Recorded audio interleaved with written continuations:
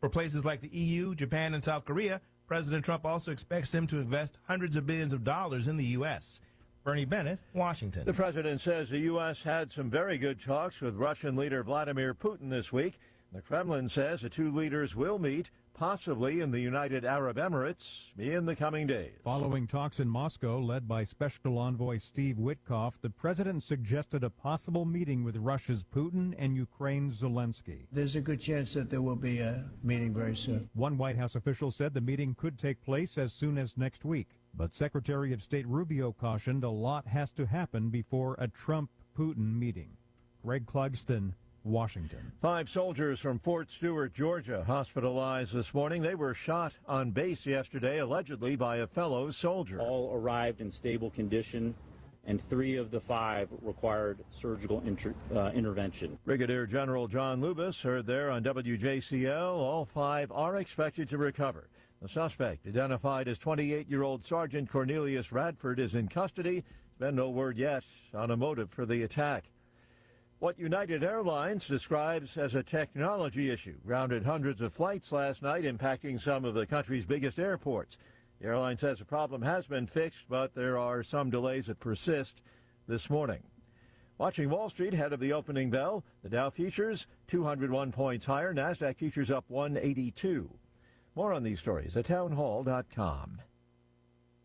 This is Dennis Prager for AmFed Coin and Bullion. There's something about the feel of a gold coin in your hand and the way the light reflects off its intricate details that has always captivated me. Nick Grovich, AmFed's owner, turned that same passion into his livelihood. Nick began collecting coins as a teen, and that interest grew into a nationally respected business offering only the finest quality coins at the most competitive prices. But the truth is that although Nick is a rare coin dealer, he doesn't believe in rare coins. Rare coins do not make sound investments, but they do make dealers a lot of money. See, that's part of what I respect about him. AmFed specializes in buying non-performing numismatic coins and turning them into gold or silver investments that provide liquidity and perform competitively against the market. Whether you're buying or selling, call 800-221-7694. That's 800-221-7694. AmericanFederal.com.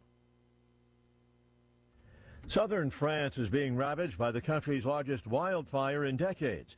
The latest from correspondent Karen Chamis. France's largest wildfire in decades continued to burn at a slower pace and spread on Thursday, having already ravaged more than 40,000 acres in the south of the country and killed 1 person.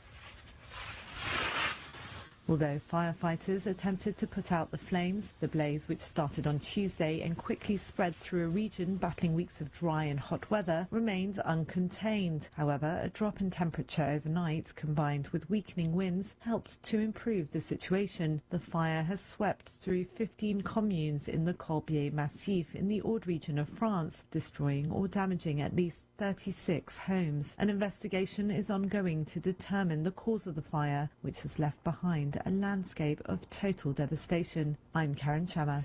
News and analysis at townhall.com.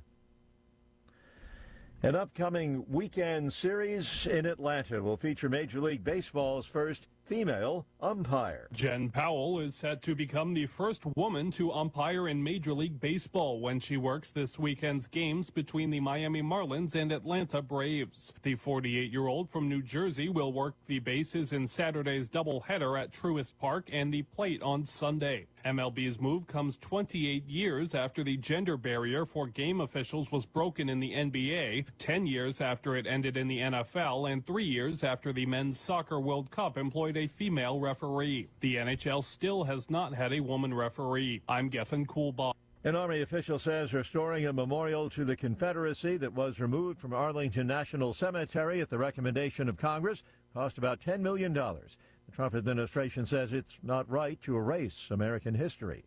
More on these stories at townhall.com.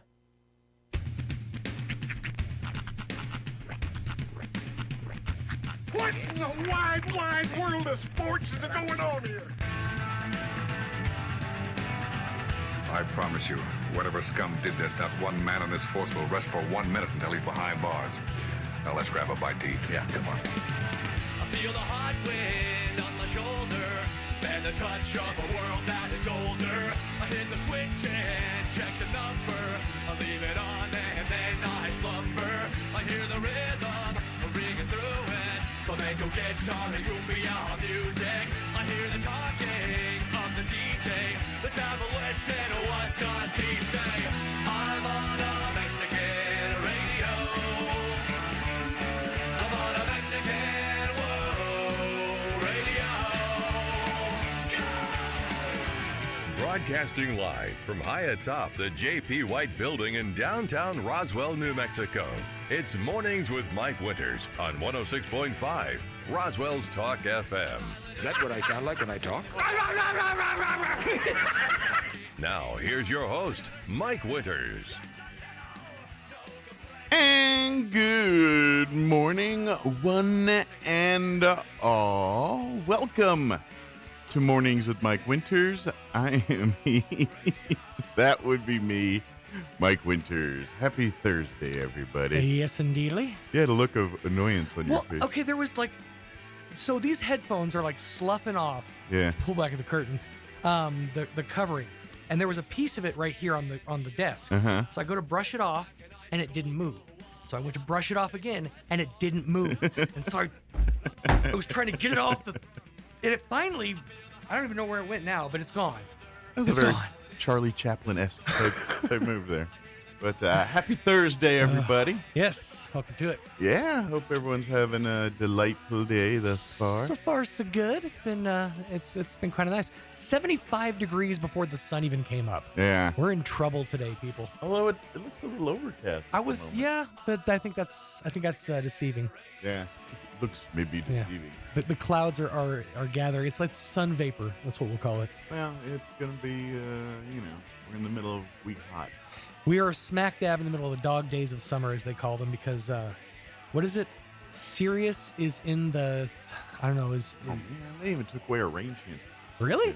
Dang it. Yeah, now it's just sunny and hot.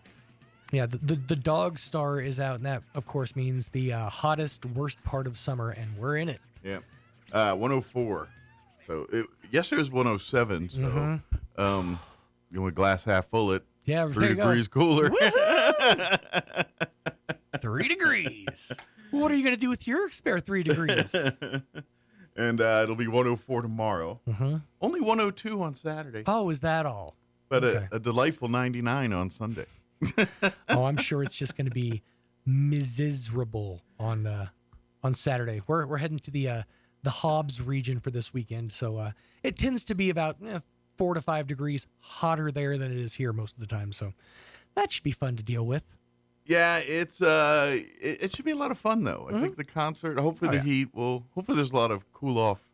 Yeah, things. Maybe some like a mister or something like that. Well, it's a fair, right? So there'll be like rides and whatnot. I'm not going on rides. That's right. There's no traditionally. No, it's they have rides and stuff. But traditionally, I've always been the guy that holds your stuff while you go on rides. And the children are with Mom this weekend, right? Yeah. So okay, because they're going to want to ride. No, they're not going to be there.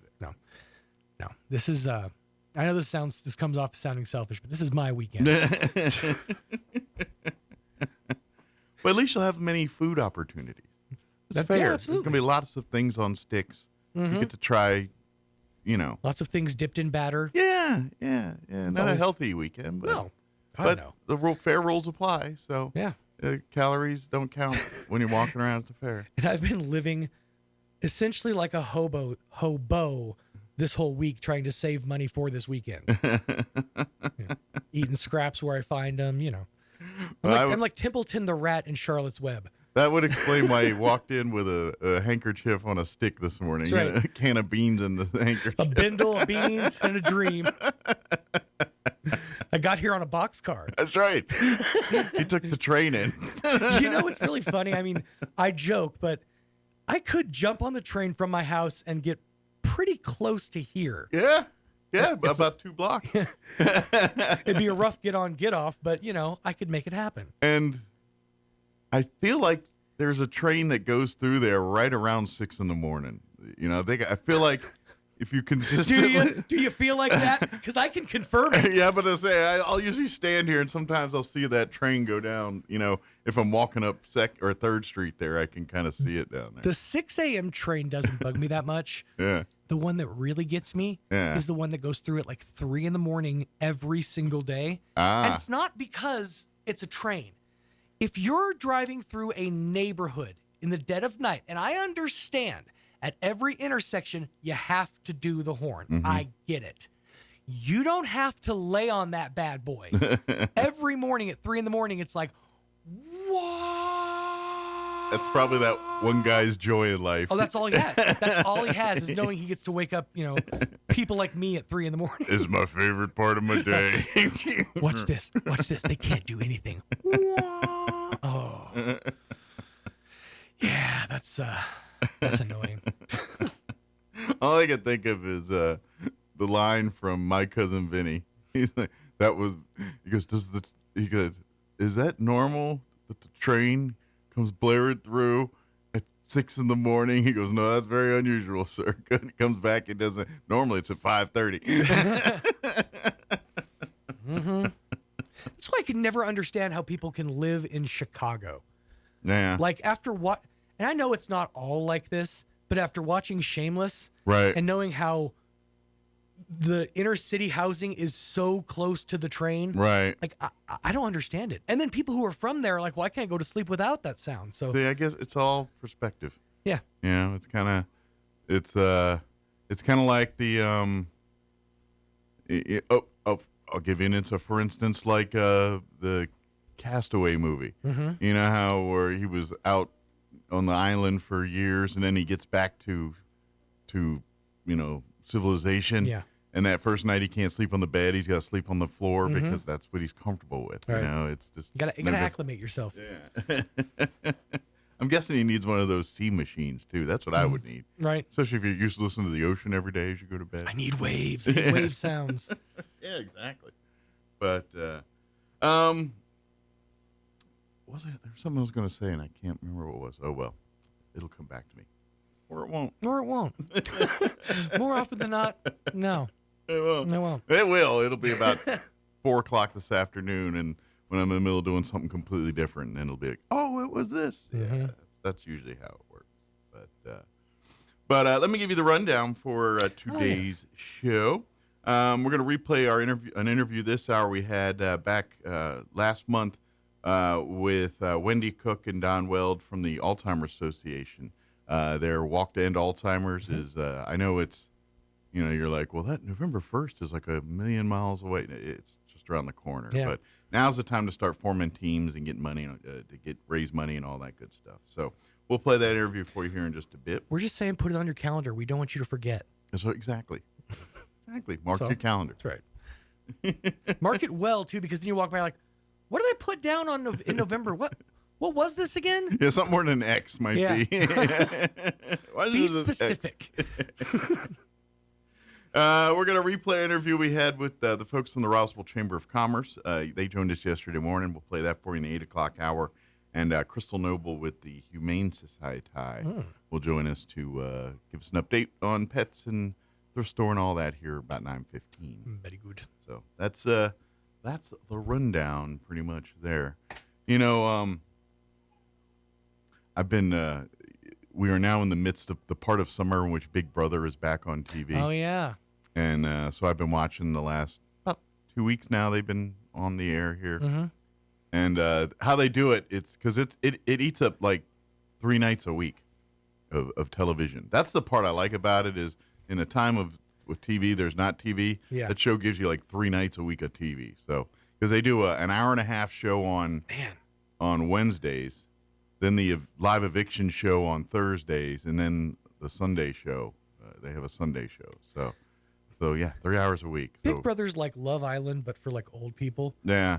It's like we want to peer into your lives. Not your sex lives, but your regular weird lives. Well, but I will tell you this, it's so evolved. Like the show, like I remember watching it years ago, and and nowadays it's a microcosm of society because how people act in that house then is different than how they act in the house now. Sure. in some things much more diabolical, much more. Well, yeah, but then other things they have emotional outbursts about nothing, and you're like, come on, guy, what are we doing here? Think about it. You took away their outlet. Yeah. You know, they're the one thing they have to be like, I can't even deal with this right now. Right. You know, that's you take technology out of things. It'll really confound people, especially today's people. Yeah. But I feel like, and maybe this is different with Big Brother, but one of the reasons I stopped watching a show like Survivor is because of all the evolving. Yeah. Like they kept adding to it. They kept putting new things in. To the point where, like, if I tune out for a few seasons, I come back, I'm like, what is this now? Yeah, right. You guys have like Super Saver medals and badges. What? There's a whole separate island where you can make a deal. What is going on? Yeah. I want the base game. 30 people trying to survive on an island. Hilarity and sometimes nudity ensues. So I think you should check out the Alone series more. Yeah. Because that's pretty. I mean, it's not as Hollywood and glammed up as Survivor. Sure. You know, there's no Jeff Probst hosting it or anything I'm like out. that. If you don't Probst me, I'm out. But it's literally, you know, you watch season 1. I mean, they've evolved a little bit in like their list of what they can bring and things like that. But yeah, it's a half dozen or dozen people alone in the middle of. Oh, that's where they got it from. Alone, it makes sense. And they live and they basically live out there, and as long as they can, and then the last one that taps out wins like $200,000 or something. Yeah, but they'll be out there for like 3 months. But that also takes away another element of Survivor that I liked. Yeah, which is when you're exasperated, exhausted, heat-stroked, and miserable, how do you interact with people? Alone, you don't really get that. Oh, they do. They interact with themselves, the camera. Well, yeah. You know what? In all fairness, depending on some of the people, you're watching people go down the spiral into insanity. Do they film themselves? Yes. Oh. Yes. Oh, that's an interesting perspective. Yes. They have.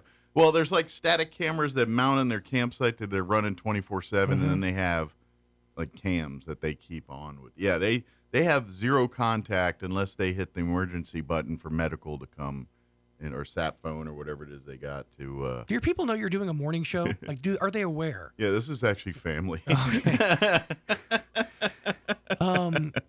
Yeah, no, I mean that's understandable when you're completely isolated and by yourself. Yeah. Especially knowing there's an entire like nation of people watching you.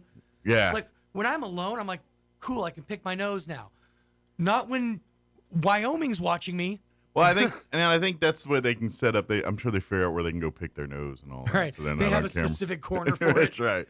But the dark corner. Yeah, it's and that to me and everyone has different strategies. Some go full out, some go minimalist, like where they use everything to conserve energy. So they literally do bare minimum, get enough food to sleep, and you know, and that's pretty much. And then you have others say, no, I must stay active to keep my mind right. Right. Da-da-da. And that makes sense to an extent, but also it's like, I don't know. Well, the juxtaposition is you've got a finite number of calories. How busy do you want to be and burn those calories wasted on something that's not Survivor needed, you know? And so it's the different theories. And I'm of the ilk of I like to keep busy mentally and everything else, and just, you know, if you're resourceful, you get multiple ways to get your food, and from picking berries and roots and what have you. Some from throwing a hook in a water of some kind, to setting a few traps to catch whatever varmints or whatever that are, you know, you're not catching mountain lion, but you might catch a squirrel. You know, which, by the way, for what it's worth, it's pretty good eating. Hey, when you're trying to survive, it's all good eating. The one time I've had squirrel, I was surprised. It's pretty good. Wasn't as gamey as I thought it was going to be. Yeah, but yeah. Now, granted, I ate it like this, but still, it wasn't bad.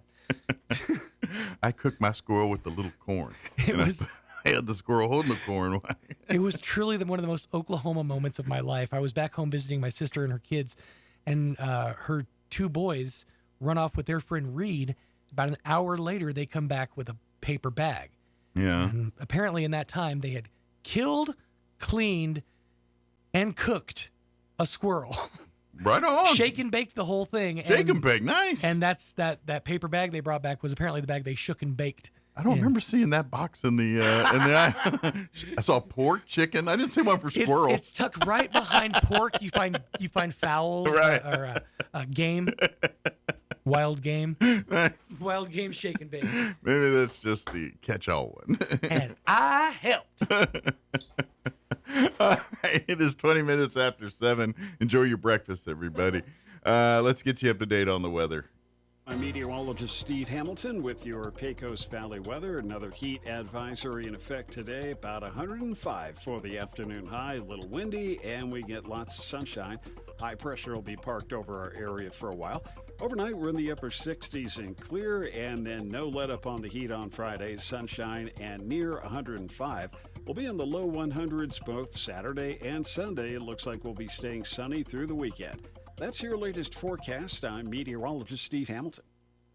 Thank you, Steve. Currently, didn't scroll up high enough. Sorry about that. 74 degrees here in Roswell. Humidity's at 43% with winds currently out of the south at 8 miles per hour. We do have another heat advisory for today between the hours of noon and 7 p.m. Because it's going to be hot like it's been all week. 104 and sunny today with south winds 10 to 15 miles per hour. Mostly clear tonight, looking at an overnight low of 69 degrees with south winds 5 to 15 miles per hour. Friday, sunny and hot, 104 once again for a high, south winds 5 to 10 miles per hour. Looking at the weekend, Saturday, sunny and 102, south winds 5 to 10. Mostly sunny and high of only 99 on Sunday, so enjoy the temperature drop there. And then it looks like we will be hanging out in the mid-90s, 96 Monday, 94 Tuesday, 96 on Wednesday next week as well. All right, 7:22. We're going to take about a 3-minute break, and then we're going to play our interview with the folks from the Alzheimer's Association on the other side. Don't go away. You're listening to Mornings with Mike Winters. When managing a chronic illness, access to the right treatments makes all the difference. Artesia General Hospital's Infusion Center provides IV therapy and biologic treatments, so you don't have to travel far for care. Expert infusion therapy right here in Artesia. Call 575-736-8256 today to learn more. Hey Roswell, trade up to a new Ford or quality pre-owned vehicle for less during the final days of the summer clearance event at Roswell Ford. Right now, save big with clearance prices on new Fords with 0% APR and make no payments for 90 days. Your friends at Roswell Ford make upgrading to a new Ford or quality pre-owned vehicle for less super fun, super fast, and super easy. If you're making payments on your current vehicle and want out early, Roswell Ford will do whatever it takes to free you from your trade, even if you owe thousands more than it's worth. Worried about your credit? Don't sweat it. Roswell Ford has partnered with more aggressive lenders that will push to approve your credit, even if it's less than perfect. Get huge American-made savings, more for your trade, and a better buying experience. Get on board at Roswell Ford, because we'll do whatever it takes to make a deal. 821 North Main Street in beautiful Roswell. Call 575-623-3673 or online at roswellford.com. 0 APR for 48 months is $20.83 per thousand finance. Interest accrues from date of sale, subject to lender approval on select vehicles. Offers not combined. How do you find a roofing contractor you can trust? You can randomly pick one, cross your fingers and hope for the best, or maybe you can ask a psychic to predict who's trustworthy. Here's a better idea. Choose one who prefers using America's most trusted roofing brand, Owens Corning. And rest easy, because Owens Corning screens their contractors for reliability, professionalism, and customer service. Why take any chances? Owens Corning, trusted contractors, proven products. For an Owens Corning preferred contractor, visit owenscorning.com/roofing. For a free estimate, give Do Right Roofing a call today. 575-623-2273. Find them fast in names and numbers. It's back to school time again. The one thing that never changes at this time of year is how much we need to pray over our schools. There are also words from the Bible that offer encouragement to both our students and educators during this time. Joshua writes this: "Be strong and courageous. Do not be afraid. Do not be discouraged. for the Lord your God will be with you wherever you go. Solomon writes this in Proverbs chapter 3, Trust in the Lord with all your heart, and lean not on your own understanding, and in all your ways submit to him, and he will make your paths straight. So our church would like to pray this prayer over you. Heavenly Father, as our children and educators step into a new school year, we ask you for protection, wisdom, and peace to surround them. Guard their hearts and minds. Fill them with confidence and perseverance, and help them to be lights of kindness and faith in their schools. Bless our students, our teachers, our friends, and families, and guide them all in your truth and love. In Jesus' name, amen. Join us at the Country Club Road Church of Christ for worship at 10 a.m. on Sunday, located on the corner of Country Club and Washington in Roswell.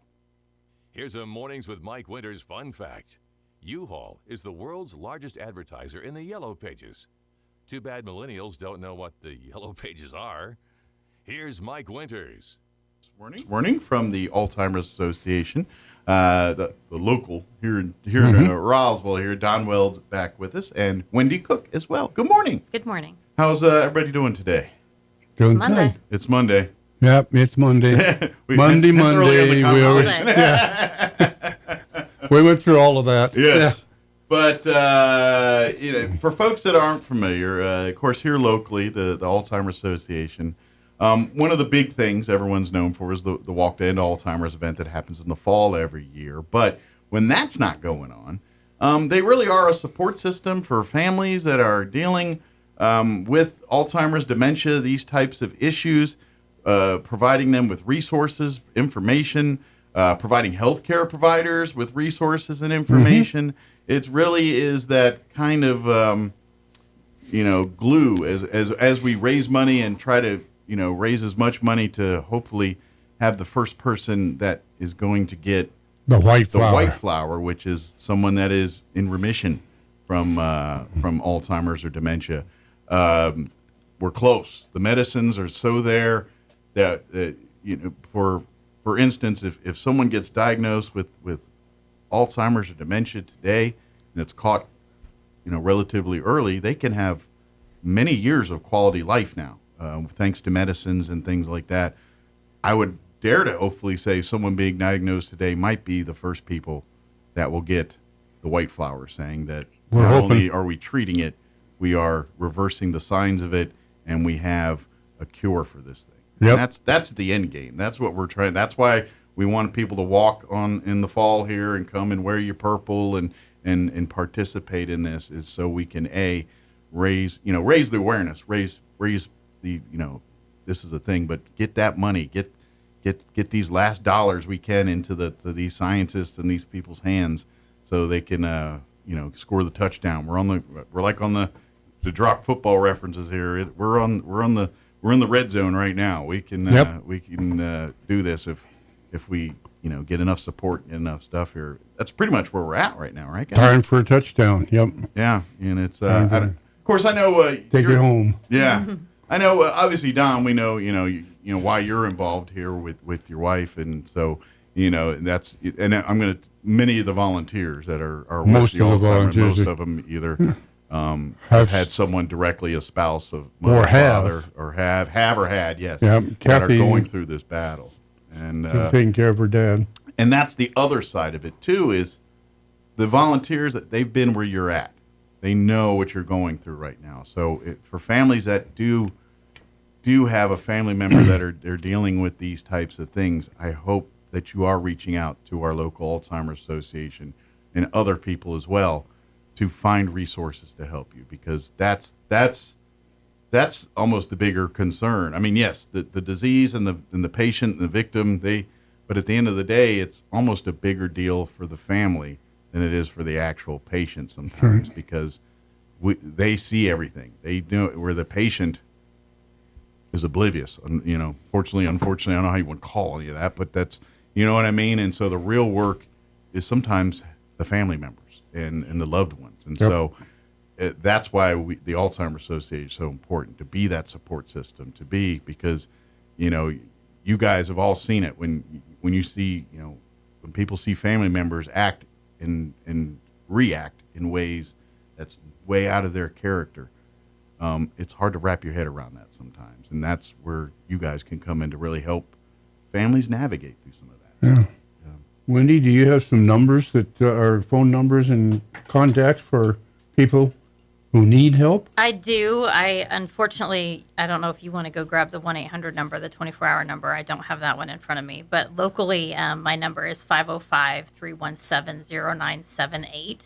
And I am here in Roswell and available to help, as well as we have one support group that is starting up soon. And then I actually just got an inquiry last week, at the end of the week, about someone wanting to start a second support group. Oh, great. So that's something we haven't had in a number of years here locally, and I'm really excited about getting those going. I think that's incredibly important. My story is that my grandmother had Alzheimer's, and it's something that has always stayed with me because she was an incredibly active woman. They lived on a lake, so she was a water skier. Okay. And could do drop the ski and do one ski. And, I remember growing up, her being out there behind the boat, and she golfed. She rode her bike. She went bowling. She did Senior Olympics, won medals for all of those things. She was active for a majority of her life. She was incredibly active, and then she was the bookkeeper for my grandfather's business. So she was really smart, mathematically, and not someone you would have thought this was going to happen to. But her and her brother both ended up with Alzheimer's, and the last visit I had with her, she was in Chicago. It's where I'm from, and me living far away as long as I have and not seeing her very often, she didn't know who I was anymore, and didn't know who my kiddo was, and it was just really hard to see someone who was so active and so smart. Sure. And just get lost. They say that all the time. You know him as a Alzheimer's, rock, an anchor, like always that person that always had the answers, always, you know what I mean? Yeah, and it is. They say you lose them before you lose them, and that certainly was the case. So it's something that is near and dear to my heart, and excited to be the walk manager here in Roswell, and I am in Hobbs as well. If anyone has family members over in Hobbs, we've got a walk happening there as well, and looking for sponsors and walkers and all that good stuff. Yeah, and they you guys make it real easy to sign up and get support for your team. Because to be honest, the actual walk, when it had happened here in the fall, that's kind of the celebration. I mean, it's a gamut of emotions because we honor those that are fighting. We mourn those we've lost. We cheer on those that are keep going. So it's a gamut of emotions. But at the end of the day, that's the emotional day. Yeah. The real work happens before. This is why we want you to sign up your teams and have a little fun with it. Get a little competitive with it. Get each team to raise as much money as possible. So, these teams come up and they're all, we got $1,000 here. We got $1,000. That'd be amazing. That's the real work. The actual walk to end Alzheimer's is the emotion, is the why we do this. Yep. Why these are the stories of why we're doing this stuff. The work to get us over the goal line is happening now. Right. That's why it's so important for you to sign up your teams now. I know October, November seems like a million miles away, but it'll be here. July you're going to sneeze and July's over, and then it'll be August and kids go back to school, and next thing you know, we're talking about Thanksgiving and everything, and it'll all be here. So now's the time to sign up your teams, organize it, or if you're like, I don't want to do all that, I know yourself, there's a bunch of teams already. They would love to have you throw $100 their way or whatever you can afford. Right. So either you still got time to create your teams if you want to have fun, or if you have some friends and family that have already done so, then you'd like to support them. It's pretty easy to do that. So. Yeah, and of course you can contact Wendy to get those forms to form your teams. I have the forms to do that also. So if you want to call me, I can get those forms to you to make your teams, get your teams together. And of course, you can do it online too if you don't, if you're pretty That's internet right. savvy. You can go online. You go to alz.org, and then you do look for the Roswell Walk. There's like a find a walk near me kind of link, and then you type in Roswell or 882, zip code or something. New Mexico. Yeah, New Mexico. New Something like Mexico, they got- not Georgia. Yeah. Yeah, Roswell, yeah. So maybe lead with a zip code. Might be a good idea. 88201 will get you there a little bit more Yeah, or reliably. 202. Yeah. Yeah, but definitely. And then once you're there, you can see the teams, you can create a team, you can contribute to a team or Right. whatever you want to do there. Or do Find both. a team and Ain't nothing wrong with that too. If you want join to them support or teams start and your then own. start your own. Do both. Yeah, you go can start $100 your to own. one team and start your own team. That will all That's be right. good. I mean, yes, we're having fun and but everybody's winning here. It doesn't. That's right. It don't matter who raises the most. I mean, other than bragging rights, everybody's a winner when it comes. Yeah, that walk is the culmination of all of this work we do for the whole year. Yeah, that really is the celebration, the emotional. That's the day we honor, we love, we remember, and we inspire. That's what that day is about. The real work is coming up to that day. The nuts and bolts of it, the money raised.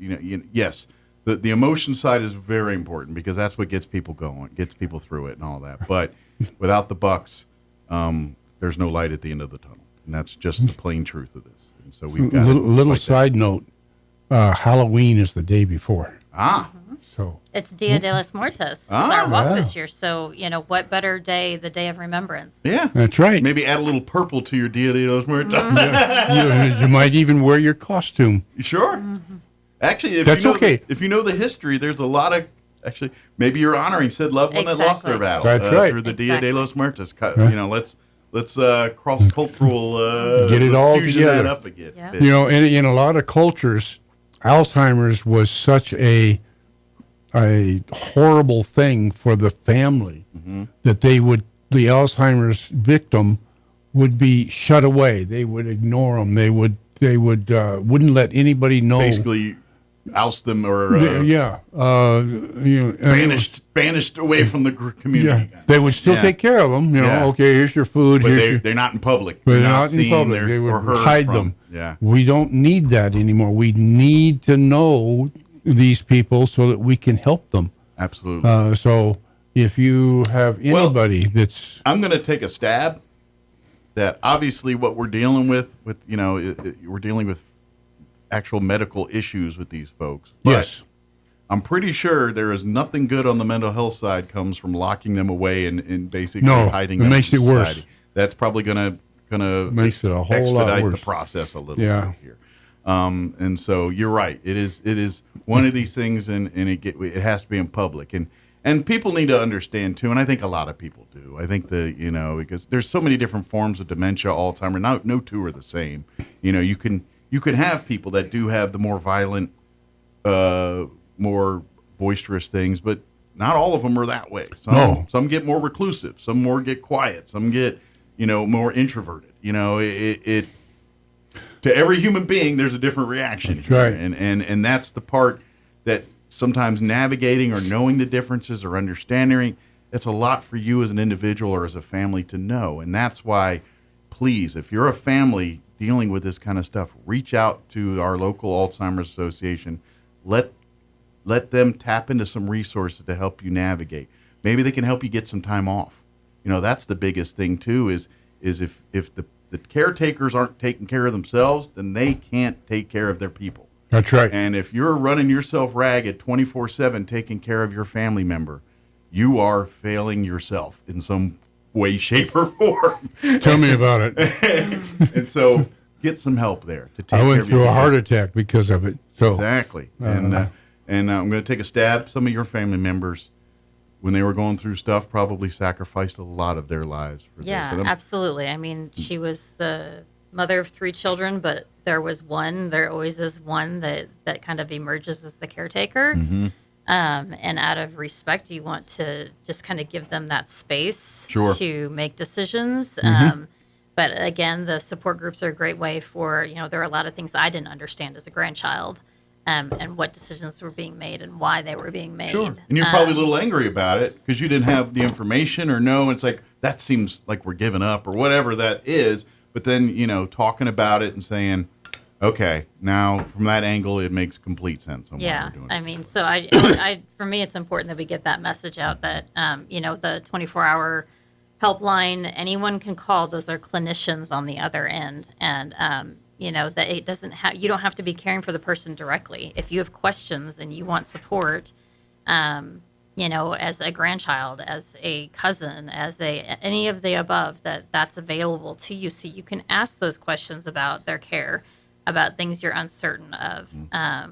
For us, my grandmother, at first, there was a lot of anger, because she was so intelligent that it hurt her feelings. She was angry when people corrected her. Makes sense. And then as it progressed, it turned into a lot of crying. You think about it from their perspective, especially someone like, for instance, my grandfather died of Parkinson's, which has some similar, in the decline of someone with Parkinson's, there's a lot of common symptoms there. Right.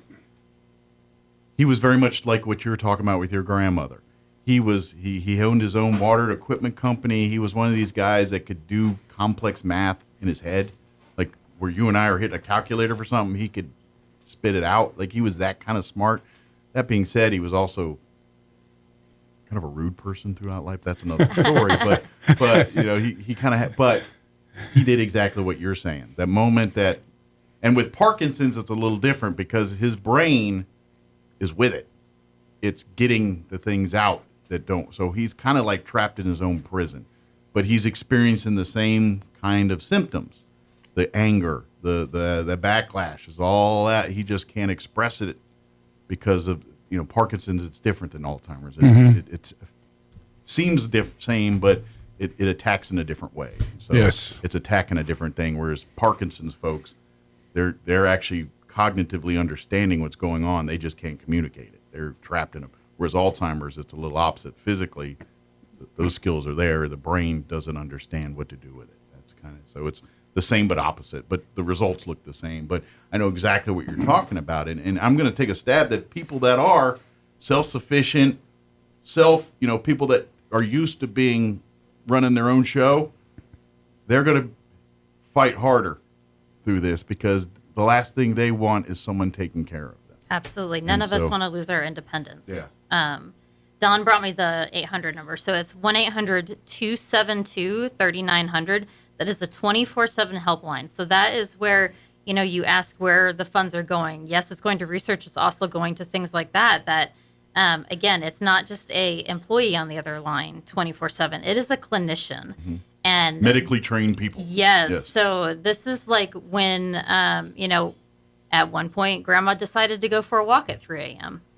And when you're trying to convince them at 3 a.m. that this isn't a good idea, or they're angry, or you're dealing with some kind of that they have they're lost right now, and they're angry, and you don't know what to do. You don't know how to convince them to see that what they're saying is not real. And it's the middle of the night, and you don't know what to do. That's what this helpline is there for. You can pick them up and you can pick up the phone and say, this is what I'm dealing with right in the moment, and they can help guide you through that situation. And I think that's such an important thing, and an important thing for us to be funding is that availability, so that when you feel lost in the moment, that there is support available all the time. I was just, this is just me spitballing as I'm thinking here. And we talk about therapies, quality of life, making quality of life as good as possible, during this time period.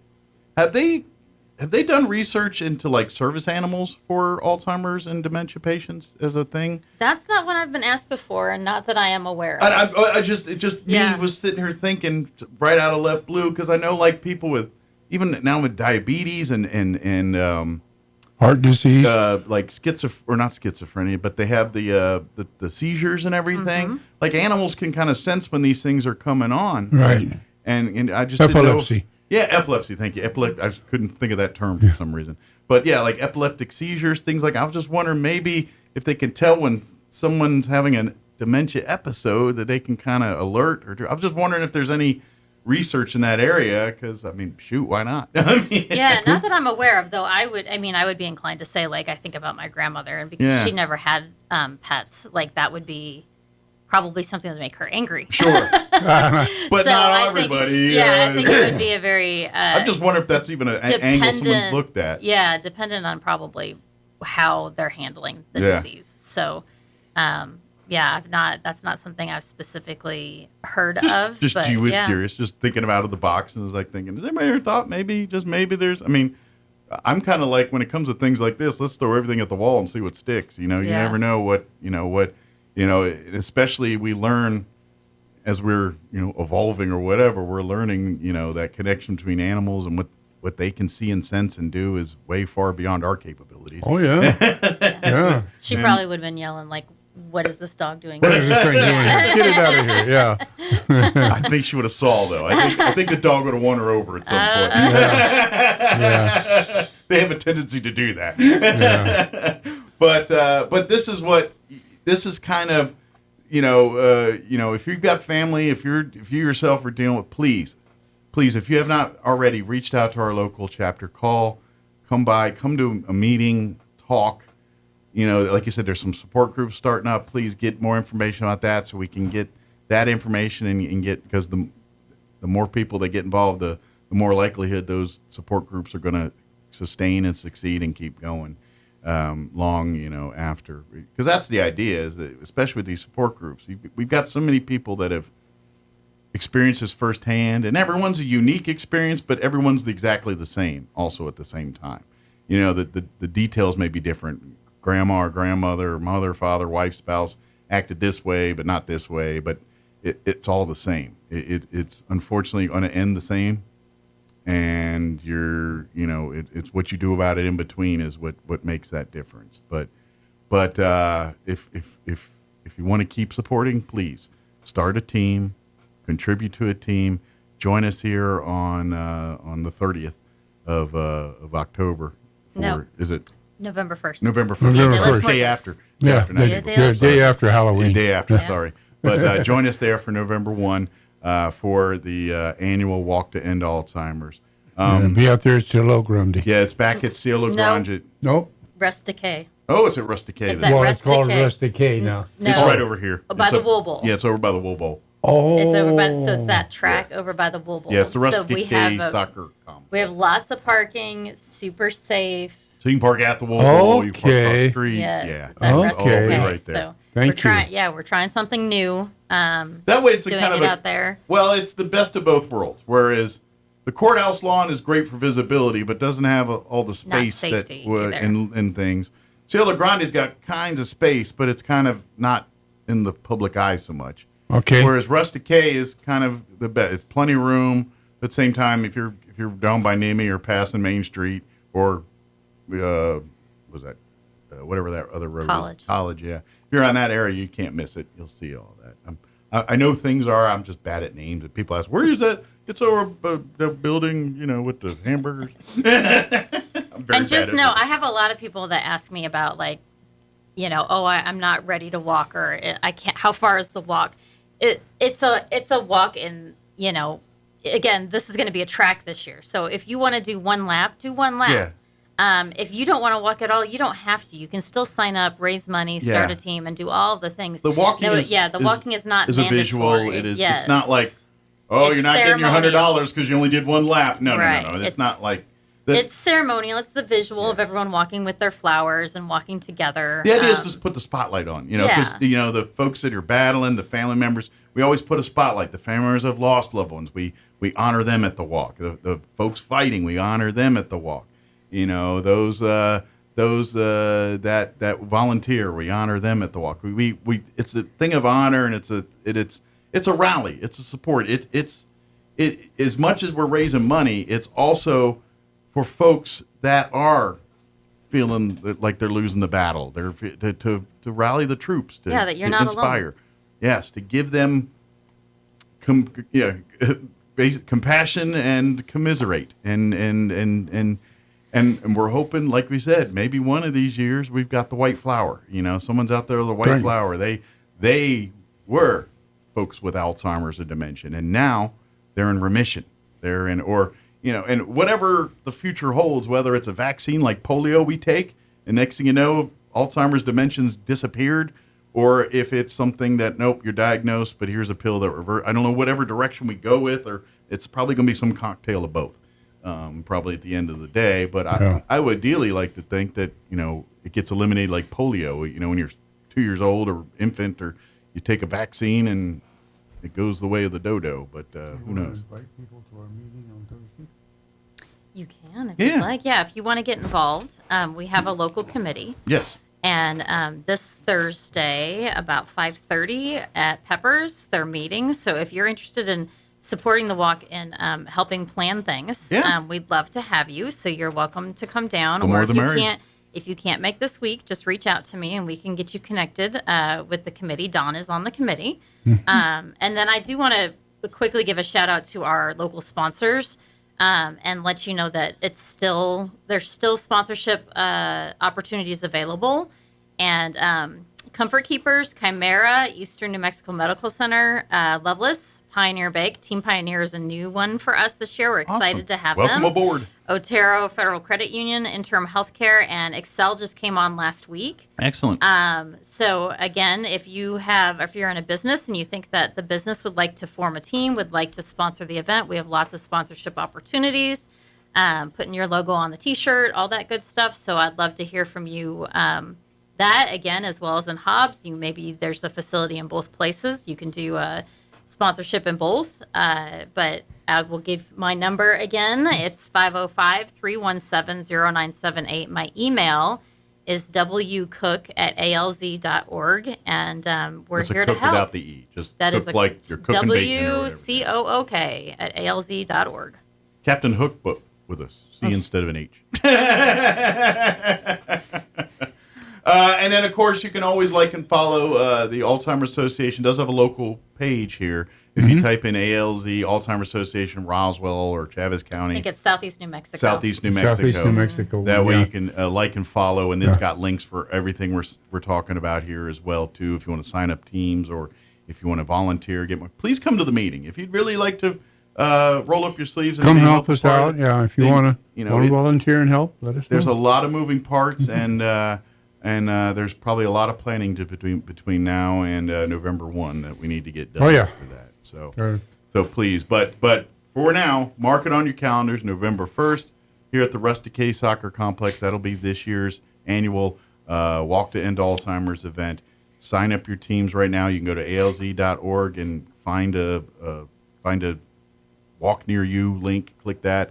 Like and follow the Alzheimer's page here and follow the links there, and or call or email Wendy here directly, and let's get the ball rolling. And certainly, if you're a family needing support, issues, questions, maybe just this week you got hit with this diagnosis and you're wondering, what do we do? What now?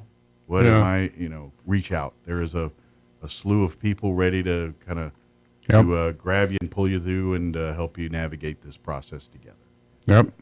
Put it this way: if you're going to try to do it alone, you're gonna have a hard time doing it. I'm telling you right now. It'll kill the healthcare giver before it kills the Alzheimer patient. And it can really create turmoil and stuff if you don't understand what's going on. So it's one of these diseases that the more information you have, usually the better off navigating the process. Because unfortunately, we are at the point. All of these end the same right now. There's only one outcome with Alzheimer's, and it's the same outcome. Yeah. We're trying to fix that. And so let's do our parts to help do that. And we're close, folks. Like I'm telling you, someone like your wife's age or probably your grandmother's age, if they were diagnosed today, there are so many more resources for them today than there was back when they were diagnosed, whether it was 10 years ago or 2 years ago or whatever. It's so much. There's so many more. I mean, it is. We're close, folks. We are so close. I feel like one or two more of these walks, and next thing you know, they're going to be saying, "We got it. We finally have. We got the white flower. We solved the puzzle." We're seeing someone actually reverse the signs of Alzheimer's now, and we're so close to seeing that. And next thing you know, then it's going to be like Star Trek, where they just wave that wand. You know how they do in Star Trek? There you go. Yeah. Oh, he's got cancer. No, you don't. We got rid of that. Yeah. We need people that'll look into that thing. By the way, let's start that association, the wave the wand, the cure thing, like Gene Roddenberry made. Wendy, is there anything we missed? Anything we wanted to cover that we just didn't get a chance to? I don't think so. Just the walk was pretty big here, and it kind of went down, of course, when COVID hit. As it did in a lot of places. Yes, yeah. so we're just looking to rebuild it. We want as many people out there as possible. It's a day of togetherness and support, so we want it to be big and beautiful, and we would love everyone to be a part of it. Get your purple on. Get it on there, and let's... Isn't that one of the costumes for Halloween, a purple people eater or there something? There you go. Prince. Barney. Yeah, Barney. Prince. We can go Prince if you want. Do some Purple Rain while we're, get out there in your time. purple costume and you know what? Or maybe just a fan of grape popsicle. There you go. But anyway, purple's the color of the day. Yeah. Thank you. We do appreciate it, and we'll see y'all next time. It is 9:55. Let's pause for news and a quick break before they kick me off the radio. Don't go. Now for your Pecos Valley news update, I'm Jared Sorello. The New Mexico Department of Health is now offering free vaccinations for all children 18 and under at Got Shots clinics.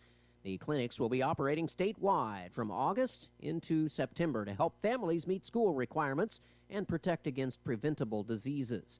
The timing coincides with National Immunization Awareness Month, making August an ideal time for families to get caught up on required shots before school starts. Participating Got Shot clinics and medical practices will provide no-cost vaccinations for all children 18 and under, regardless of whether they have insurance. Some providers will host clinics in the evening and weekends to accommodate parents' busy schedules. And the city of Artesia has been chosen as a stop on the prestigious FRS Broadband Tour. The city says it's a unique opportunity to warmly welcome Capitol Hill staff to our rural, ranching, and oil-based community and show them how vital, reliable internet is to the success of local businesses. The event will be August 13th at 9 a.m. at the Derrick Floor, 519 West Main Street in Artesia. You're up to date. I'm Jared Sorello. I'm meteorologist Steve Hamilton with your Pecos Valley weather. Another heat advisory in effect today, about 105 for the afternoon high. A little windy, and we get lots of sunshine. High pressure will be parked over our area for a while. Overnight, we're in the upper 60s and clear, and then no let up on the heat on Friday. Sunshine and near 105. We'll be in the low 100s both Saturday and Sunday. It looks like we'll be staying sunny through the weekend. That's your latest forecast. I'm meteorologist Steve Hamilton. This is a nasty little termite. It loves nothing better than to eat your house, your subfloors, your walls, around your windows. And then they swarm around, taunting you. We're eating your house. We're eating your house. You'd like to kill them, wouldn't you? But you don't want trenches dug around your home, and you don't want holes in your foundation. That's where Dow AgroSciences and the Centricon Termite Colony Elimination System come to the rescue. The same system that protects the White House can help protect your house. An authorized operator strategically places Centricon stations around your house and then carefully monitors them for termites. If they're found, a professional inserts bait tube devices. The termites take the bait and they die. I feel like I'm dying. Kind of like that, only a lot more effective. In fact, Centricon is proven to eliminate the termite colony. Termites are gone with Centricon. No more colony, no more problem. Visit Centricon.com. Call Bob Reed Pest Control today for all of Southeast New Mexico. 575-623-5344. At Richland Motors, it's never been easier to sell or trade your current car, truck, or SUV for a newer model to hit the road in. Even if you don't purchase from Richland, they want to buy your vehicle for top dollar. But if you do buy from Richland, don't forget, they're the home of the powertrain warranty for life. That's a whole lot of confidence for you. See Richland for details. 2nd and Sycamore and 1309 Southeast Main. Looking to start, continue, or complete your higher education journey? Join the more than 5,700 current Greyhounds on their journey to student success. Eastern New Mexico University offers the most affordable higher education degree in the Southwest, and New Mexico residents can go to school tuition-free with the New Mexico Opportunity Scholarship. With online or in-person degrees, ENMU is the right choice for you. For more information, visit enmu.edu. ENMU, student success, that's what we're about. Bill Cunningham is now in Roswell on 106.5 FM, KEND Roswell.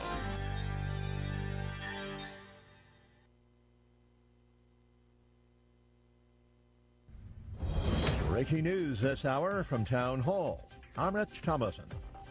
President Trump will meet with Russia's Vladimir Putin in the coming days. That word this morning from the Kremlin. Putin has mentioned the possibility of the United Arab Emirates as a meeting spot.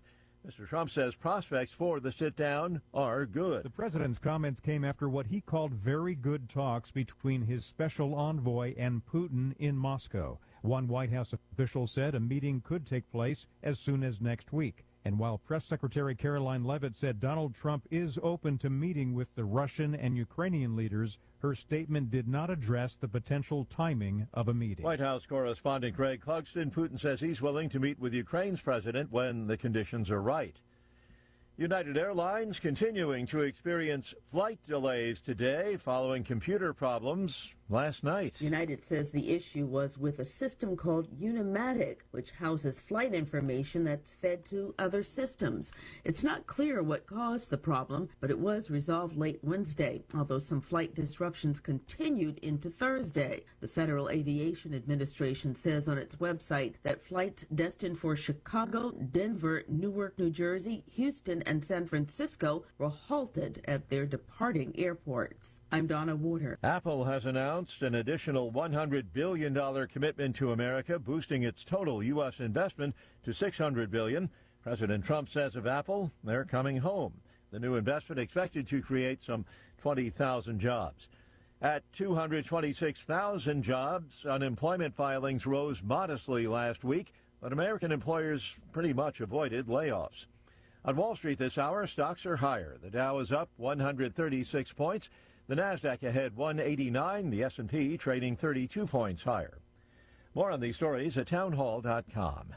Here's an important message from the Diabetes Solution Center. Do you like pricking your fingers to test your blood sugar levels? No one does, but it's important to maintain your health. And now, by wearing a small remote device called a continuous glucose monitor, or CGM, you don't need to prick your fingers anymore. It's easy to use and helps you make more accurate diabetes treatment decisions. If you are testing your blood sugar 3 or more times daily, injecting insulin, or using an insulin pump, call the Diabetes Solution Center right now. And if you have Medicare or most major insurance coverage, you may be able to get a new CGM at little to no out-of-pocket cost. Shipping is free, and we'll even bill your insurance company for you. If you are testing your blood sugar 3 or more times daily, injecting insulin, or using an insulin pump, call the Diabetes Solution Center right now to learn how to end the painful finger sticks and get your own continuous glucose monitor, or CGM, at little to no out-of-pocket cost. Charges against the suspect in the Israeli embassy staffer's shooting. The man accused of shooting 2 Israeli embassy staff members outside a Jewish museum in Washington, D.C., has been indicted on federal hate crime charges. The indictment against Elias Rodriguez has been unsealed and includes 9 counts, including hate crime resulting in death.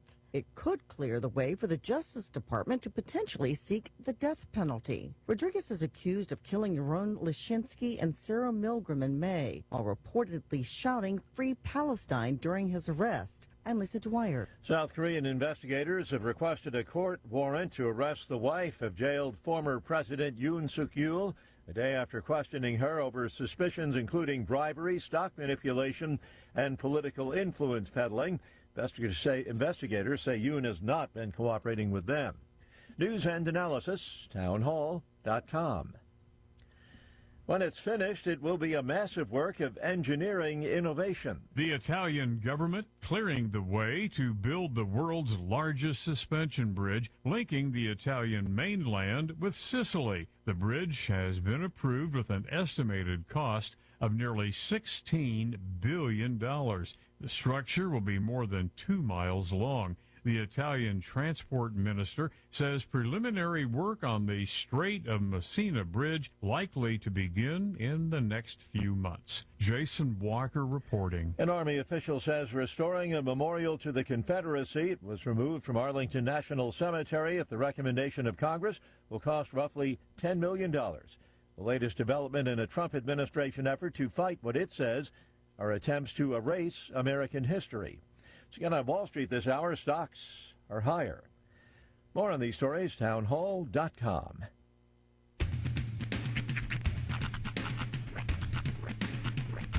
What in the wide, wide world of sports is going on here? I promise you, whatever scum did this, not one man in this force will rest for 1 minute until he's behind bars. Now let's grab a bite to eat. Yeah, come on. I feel the hot wind on my shoulder and the touch of a world that is older. I hit the switch and check the number. I leave it on and then I slumber.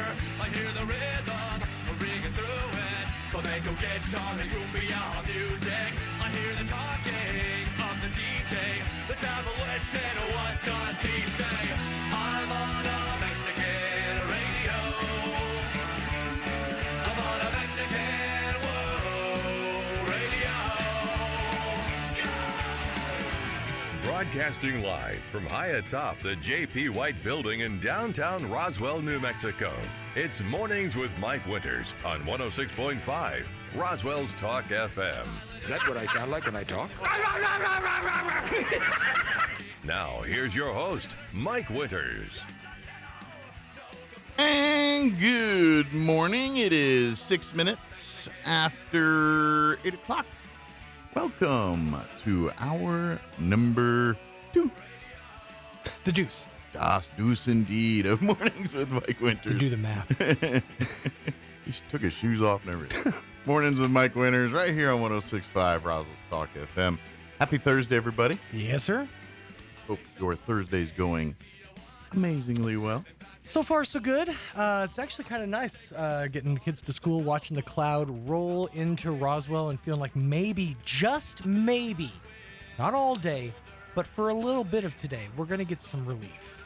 Not in the form of moisture, just in the form of shade. Maybe. Don't get too excited. It was... I even said out loud to nobody after I dropped the kids, I'm like, gosh, it's nice outside right now. Like, after days of just hot wind hitting me, it's just nice to feel a little bit of cool in the wind, you know? The little things you know, take for granted sometimes. Yeah, absolutely. So last hour you were commenting about the texting and everything, and I told you, it was my family. And everything. Well, I'll kind of tell you what's going on a little bit. Kind of interesting. So my brother sent a text out to myself and cousin, aunt, some family, and it's a listing of a house in District Heights, Maryland. Oh. Which was my grandmother's house growing up. This was the house, actually, Really? I've spent the first 4 years of my life in. I've heard plenty of stories from this house. This is the house with the blueberry. No, that's my New York grandma's house. Okay. My mom's grandma, we lived in, Gotcha. I lived with her till I was 4. We all lived there, and so the house is for sale. Oh. And it's interesting. The price is it's crazy. Like, so I would imagine. Now, obviously, the house has been updated since it was built in the 50s, One would hope. and it does look a little bit more updated compared to how it was when I was there as a wee lad. But when my grandmother died in 1988, and so they sold the house back then in '88, and I think they got like $60,000 for the house, because I think my mom. You mean total, or that's what they made? That's what they sold. Maybe I think it's total. The house has been paid for years. Well, sure. But my mom, my brother, my uncle, her brother, and my aunt, her sister, they each got about $20,000 out of the house. So in 1988, they basically sold this house. Now, granted, this house has been updated since then. Sure. They sold it for $60,000. It is a 3-bedroom, 2-bathroom house. Okay. 2,100 square feet. Not too shabby. Got a basement. Ooh, nice. I remember distinctly, unless they filled it in, but who does that? Finished? Yeah. Nice. Mostly. Yeah. Okay. Well, I'm sure it is now, but right. There was Even a bedroom back down in the there. day, it wasn't just like it had like a bathroom beams. down there. Had Okay. my Uncle Jimmy lived down there. Uncle Jim. Yeah, he lived down there. Old slippin' Jimmy. He lived down there. Okay. But yeah. Derelict in the basement. Smelled like oregano down there. There's a weird smell and a lot of cursing coming from the basement, and Dad's in the attic. So Well, then I told you about my Uncle Tommy. yeah. Well, there was a patch where he stayed down there. Oh. And that's when I used to find like the liquor bottles in the toilet tank, behind the toilet. So he was basically Tom Hanks in. He's Oh gosh, dang it! The show just left my head. Sha-na-na-na. With Michael J. Fox. Not Grown Up. Family Ties. Yeah, when Tom Hanks comes in, Uncle Tom Hanks, and he's like trying to find ways to get drunk, so he's sitting there sipping on the vanilla bottle, and chugging mouthwash. Yes, that was it. Matter of fact, like we had a few of those like collector, like in the 70s and 80s. It was very popular for like Jack Daniels to put out like a Christmas like old-timey car filled with liquor, kind of thing or something. And so she had a few of those around, and they were all filled with water because he'd drink them and then fill them back up with water. And it was. But anyway, I don't want to get I'm you off topic. Off topic. The house that basically my parents and my mom and them, they sold for $60,000 in 1988 is now being listed at $420,000. Whoa. Dang. 400 and it's in District Heights, Maryland, Marble Pike. There's I don't know what's across the street now, but it used to be the Shady Oak Inn right across the street there. That's insane. Oh yeah. $420,000. And that's the house. I mean, it's not. It's like, a nice place. It's not anything. No, I know location, but it's right. To be honest, if you're looking at this thing, if you go up the highway this way about 4 or 5 miles, you're in DC. See, that's great location, but yeah. I'll live in Topeka, Kansas if I gotta, because it's the rent's cheaper there. I've seen like really nice homes in the Kansas area for like $70,000, $80,000, $80,000. But I like spent really the first nice 4 years of my life in that backyard right there. Wow. It looks way different than it did back then. Carve your name into a tree. The tree would be gone. Did you see Brooks was here? There was a tree, a big old tree that was over here. That's where I used to get locust things. Yeah, we played all that. Matter of fact, this porch wasn't there either. It was different. Oh, you just triggered a memory for me. When you say locust, you're talking about the shells. Yeah. So my sister used to collect locust shells. Yeah. Like crazy. And we'd get a lot of them in Oklahoma. You don't really see them a lot here. Yeah, you don't see them too much here. To the point where I'm like, is it even a thing still? Yeah, I don't know. You see them all the time back there. My sister had, at the time, my father was in college and he was studying conservation wildlife management. So he had built and I mean, multi-tiered, beautiful bug and butterfly collection. Like, I mean, several, like it filled 2 or 3 boxes when we moved. Okay. But my sister, almost as like a mimic to him, would collect these locust shells and like categorize them by size and all that. One of my favorite things to do is to go into, when she had a decent sized collection, just go in and just start crushing them. Because nothing feels better, number one, than killing it does have a satisfying crunch. Than killing your sister's dreams. But also, it's a very satisfying crunch. It is. So that was my favorite thing to do, was just destroy my sister's locust shell collection. Matter of fact, when you were talking, she never forgot it either. She told me, she mentioned it like 2 years ago. She's holding it over you She's still. like, remember when you destroyed all my locust shells? I'm like, yeah, it was awesome. That was like my mom with her Ford Tempo. She literally, a month before she died, she gave me a hard time about cracking up her piece of crap car. But anyway, what you were talking though, that the tree, it reminded me of another memory. That it was a big old oak tree. Right. And I remember Uncle Tommy, Mr. Bottles, he decided he was going to build me a tire swing. Okay. There at that tree. It was a great tree for it. Right. And he did build one. Except the problem was the old drunk horse jockey used nylon rope. And so after you used it once, it just stretched and was going to the ground. And so you tighten it back up and use one time and stretch again. That's why you don't let drunk people do projects. But oh, that's. I just love the nickname Bottles.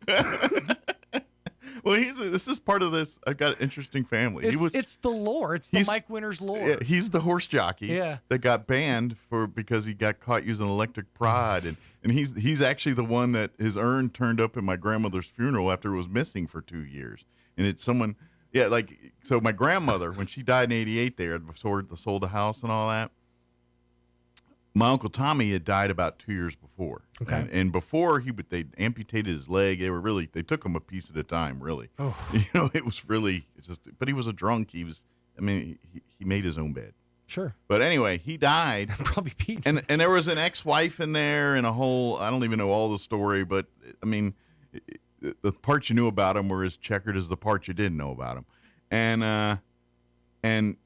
the urn just went MIA. We didn't know we just thought maybe the ex-wife took it, whatever. And so my grandmother died, and she had a good Catholic funeral. They had the two days of the wake and then the funeral.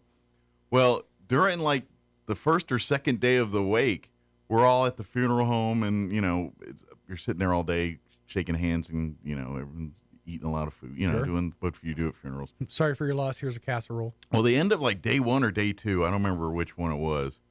Like this urn just showed up laying around in the funeral home. Whoa. There, and someone did a drop off and disappear, and they know what to do with it. And we didn't want to pay any extra money, so they secretly stuck the urn in my grandmother's funeral in the bottom of her casket. Wow! And so to this day, my Uncle Tommy is kicking it at your grandma's feet. And my mom is buried right next to him because it's my grandfather. I never met my grandma, and then my mom right there. If it's your uncle, that would have been my great uncle. Actually, okay, your great. Okay, yeah. So then I was going to say that would have been his aunt. So this is his. Yes, my grandmother's brother. Woof. Yeah. That's. I mean, I know close siblings, but yeah. Dang, that is a baller move, though. By the way. Like, hey, you guys got anything else we want to get rid of while we're at it? Yeah, I had interest in family back in the day and stuff. That is fantastic. Stories I tell you come from a place of experience. I like the idea that somebody in the family had Uncle Tommy's urn. Yeah. Didn't want to admit to it. Exactly. And then just dumped it off. Dropped it off at the funeral. That's like, oh, this is where this belongs. It's like if you're looking to organize stuff on a shelf, you're like, oh, the urn obviously belongs at a funeral. Yeah. They'll figure it out. Yeah. So I don't know. It was like he owed money to people that you shouldn't owe money to. Like it was a whole thing. Yeah. He just had that interesting past.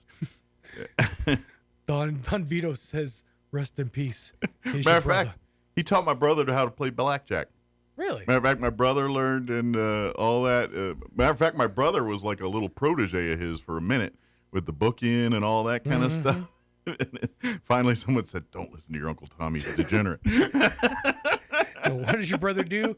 Go and get into federal law enforcement. No, he's a GSA.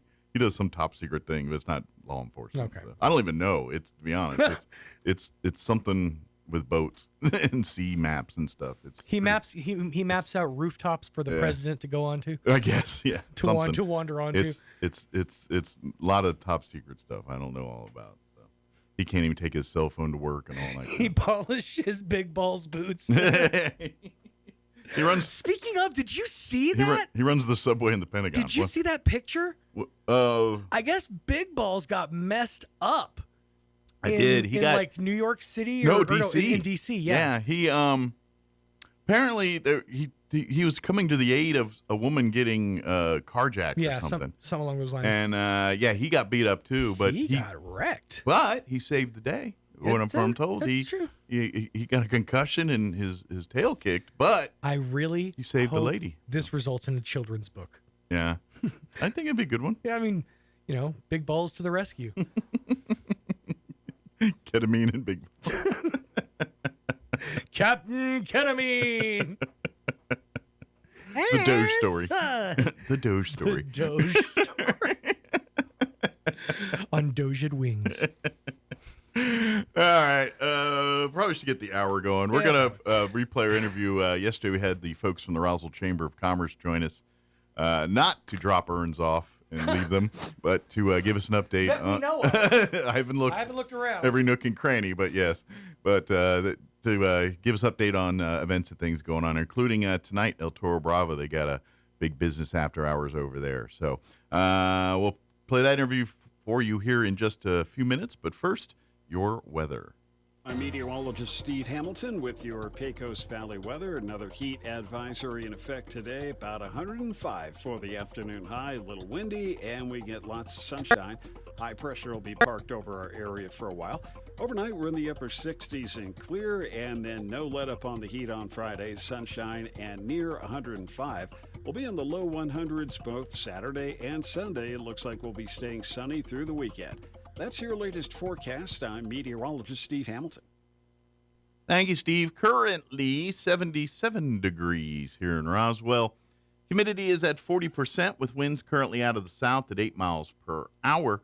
We do have a heat advisory once again for today that's going to kick in at noon, remaining in effect through 7 p.m. this evening. Sunny and hot. Expect a high of 104 today with south winds 10 to 15 miles per hour. Skies will be mostly clear tonight with an overnight low of 69 degrees. Winds out of the south 5 to 15 miles per hour. Friday, sunny, hot, 104 once again. Winds will be out of the south 5 to 10 miles per hour. Partly cloudy tomorrow night with an overnight low of 71. South winds 5 to 10. Looking at the weekend, sunny and a high of 102 on Saturday. South winds 5 to 10. Mostly sunny, 99 for a high on Sunday. And looks like we'll be hanging in the mid-90s for most of next week. All right, 21 minutes after 8, we're going to take a 3.5-minute break. Then we're going to play our interview with the folks from the Roswell Chamber of Commerce. Don't go away. You're listening to Mornings with Mike Winters.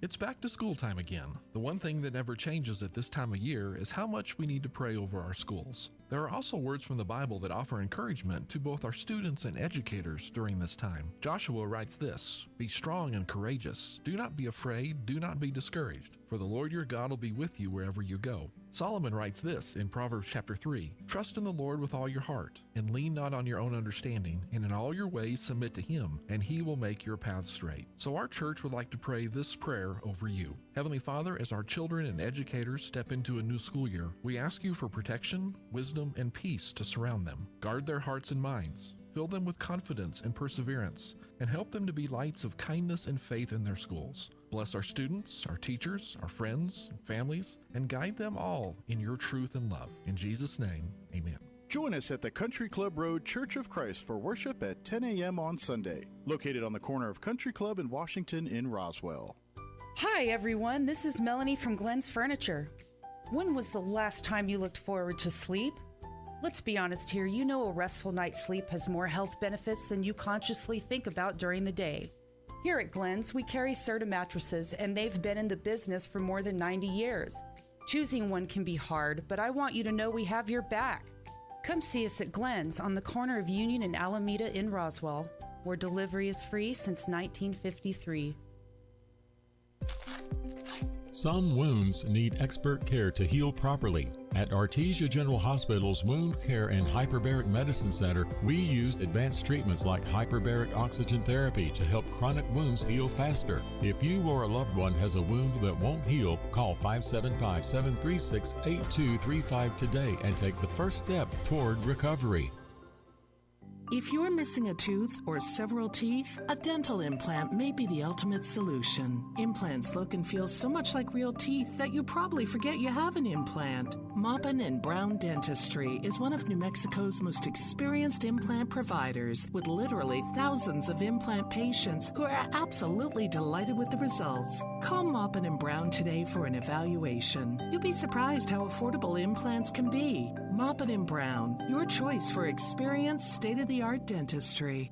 Introducing a whole new vibe at Lulu Salon and Day Spa. Step into luxury with our all-new Japanese head spa, a revitalizing scalp treatment that combines deep cleansing, soothing massage, and aromatherapy to relax your mind and rejuvenate your scalp. We offer premium facials including 24-karat gold, pomegranate, and caviar for that radiant glow. We specialize in color, hair extensions, hair loss treatments, microblading, and laser hair removal. Visit us at 3020 North Main Street or online at lulusalondayspa.com, where beauty meets relaxation. Who doesn't think the dentist is a big deal? I know what you're thinking. What will they find? How much will it hurt? What are my options? Hi, this is Dr. Sarah Usher, and I am here to tell you that here at Carabelli Dental, it is our job to put you at ease. With options like sedation dentistry, you can rest assured that regardless of what dental work you might need, you can get it done while resting comfortably. Call our office now and speak to our knowledgeable staff about setting up your new patient appointment. Come see the team at Carabelli Dental or call 575-622-4455.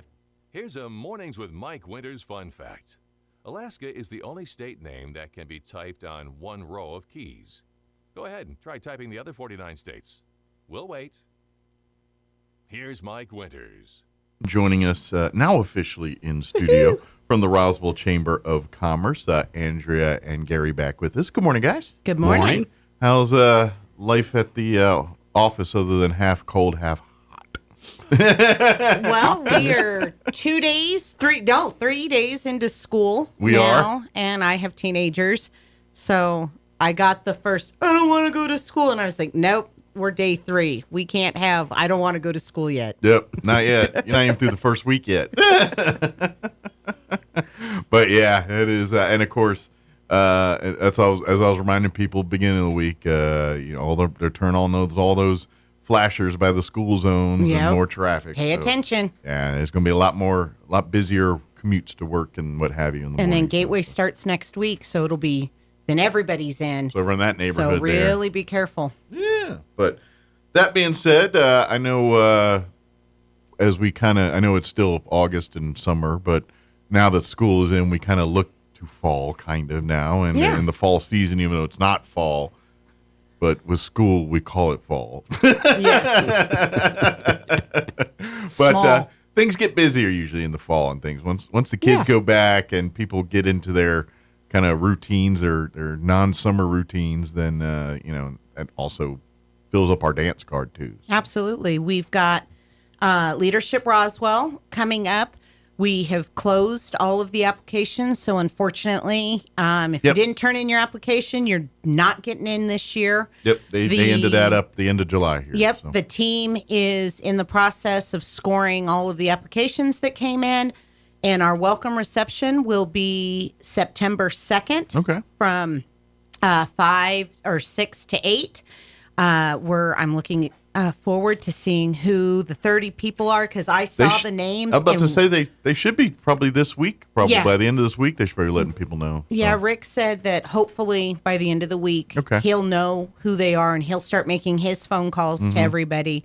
But I, of course, as I'm compiling all of the applications to be sent out to Scored, some really wonderful people in this community have put in their applications this year. And as always, if you are unfortunately one of the ones that doesn't make the class this year, please turn in an application next year because those do get weighted a little bit more for next year's class. And then the first class for Leadership Roswell will be September 5th. So it's coming up here pretty quick. Yeah, it is. Absolutely. So if you get a phone call this week, awesome. But yeah, I'm telling you right now, Rick usually calls every single person that applies and tells them if they made it or not. So correct. He does make, and I think they've got 40 plus applications. So yes. So he's got a phone calls to make, which he'll do this week. Welcome to my world. That's right. Absolutely. So so thank you everybody that turned in an application, and we're looking forward to the 25-26 Leadership Roswell class. It's going to be really good. Absolutely, yeah, and we'll get underway here in about a month out. Yep. Right before air races. Just by the skin of our chinny chin chin, we'll get that first class in, and then of course we've got September 10th through the 14th is going to be the air races, and pull out the welcome wagons and your welcome mats because it's going to be wonderful. Are we going to be perfect? Probably not. It's going to be the first time and we're learning. But the biggest thing that we as a community can do is just roll out the welcome for everybody that's coming, because this is going to be just another thing that we can put in our hat that says this is what Roswell is and who we are and what we do. You know, a lot of people are kind of sick of aliens. Well, here's a chance to be something in addition to. This is it's a huge potential for an economic boom here if we do it right. So. And so, you know, everybody that says we need restaurants and shopping and all of this stuff. This is how it happens. This is how it happens, is by getting these events to come in annually. Because as soon as this is over, there will be developers going, okay, this was such a success. Let's make sure we have stuff in place for There's always the those future. 6 or 7 restaurants everybody wishes, like, oh, well, we need an Olive Garden. No, we need a Chick-fil-A. Oh, we need... Well, that's what you want. This is how it happens. Come out. Okay. And for those of you out there that have been thinking about starting a restaurant, this would be a good time to do so and join the chamber and let me help you to market yourself and get you off to a great start. Absolutely, yeah. Someone needs to see a mechanic. My window's closed and I heard that. But yeah, this is a chance for something big here. So yes, like you said, it's going to put a strain on our resources this year, and but we'll get better and we'll learn. That's right. And they're learning too, and to be honest, it's on both sides. You know, the air race folks, you know, this is new for them too, and they're learning as they're going, and so they get it. They're kind of, but also lean on them because they have done it for 65 plus years in Reno. Yeah, Roswell is not Reno, but they have so much knowledge that they can bring to us and tell and help us make this event the best that it can possibly be. Because when the air races started in Reno was not. It didn't show up one overnight and 100,000 people were there. That's right. Yeah. And but by the way, I recommend if you want to get tickets and be in the grandstand, airrace.org is that's the place you got to go to do that and get your tickets, and that way you can sit in the grandstands and see the action up close and personal. Absolutely. Feel the need for speed. That's right. And it's kind of ka-chow. And if you're there at the website, I highly recommend you read about the different classes and the different, because it's kind of neat because they go from everything like that. Run what you brung at the drag strip mentality where it's like streetcars kind of there. I mean, it's a little bit more because of safety and everything, but it's basically open class. They can kind of to everything that's more similar to NASCAR where the planes are mechanically identical. Yes. But the pilots, it's all on the pilots there. And then they run jets. They run, you know, and you'll see everything from vintage World War II era P-51s and P-47s out there. Racing to jet aircraft. I'm telling you, it's going to be pretty cool but I highly recommend you check out the different, some they're like drag races, some are more a circuit track. It's literally NASCAR in the sky. Yeah. It's crazy. And if you're looking for opportunities, you can always call the chamber. We've got the connections to send you where you need to be if you want to help out in any way, shape, or form with the air races. And then also, if you want to help out in a way that is air race adjacent, sign up for Uber and Lyft and be an Uber or Lyft driver. Be a DoorDasher, be, those types of things, because that's kind of adjacent. And then you can tailor make your schedule around what is going on. And it's an additional way to make some income. And you know, especially if you're a Lyft or Uber driver, then you're going to help with getting the cars off the road. I'm surprised those companies aren't bigger here in town. I'm like, I figure on a Friday or Saturday night, there's got to be enough people that go to bars and drink that need rides home. You would think. Well, for a long time, I was the only Lyft driver. And I never lifted. I just wanted to see what the process was to be a driver. And so it was always a running joke at our house when we'd go out. Okay, I'm going to call myself and pay myself to take me to go home. If you can figure a way to do that, it's not a bad idea. Like my wife years ago, in fact, she still has the taser, but she bought a taser. But to basically save on the taser, she became like a Mary Kay taser consultant and got all the taser bags and everything. I think never sold not one taser, but she got all the discounted taser, for our personal. So basically same thing. Yeah. Didn't sell one taser. I was like, when are you going to sell tasers? Door-to-door taser salesman? What are you doing?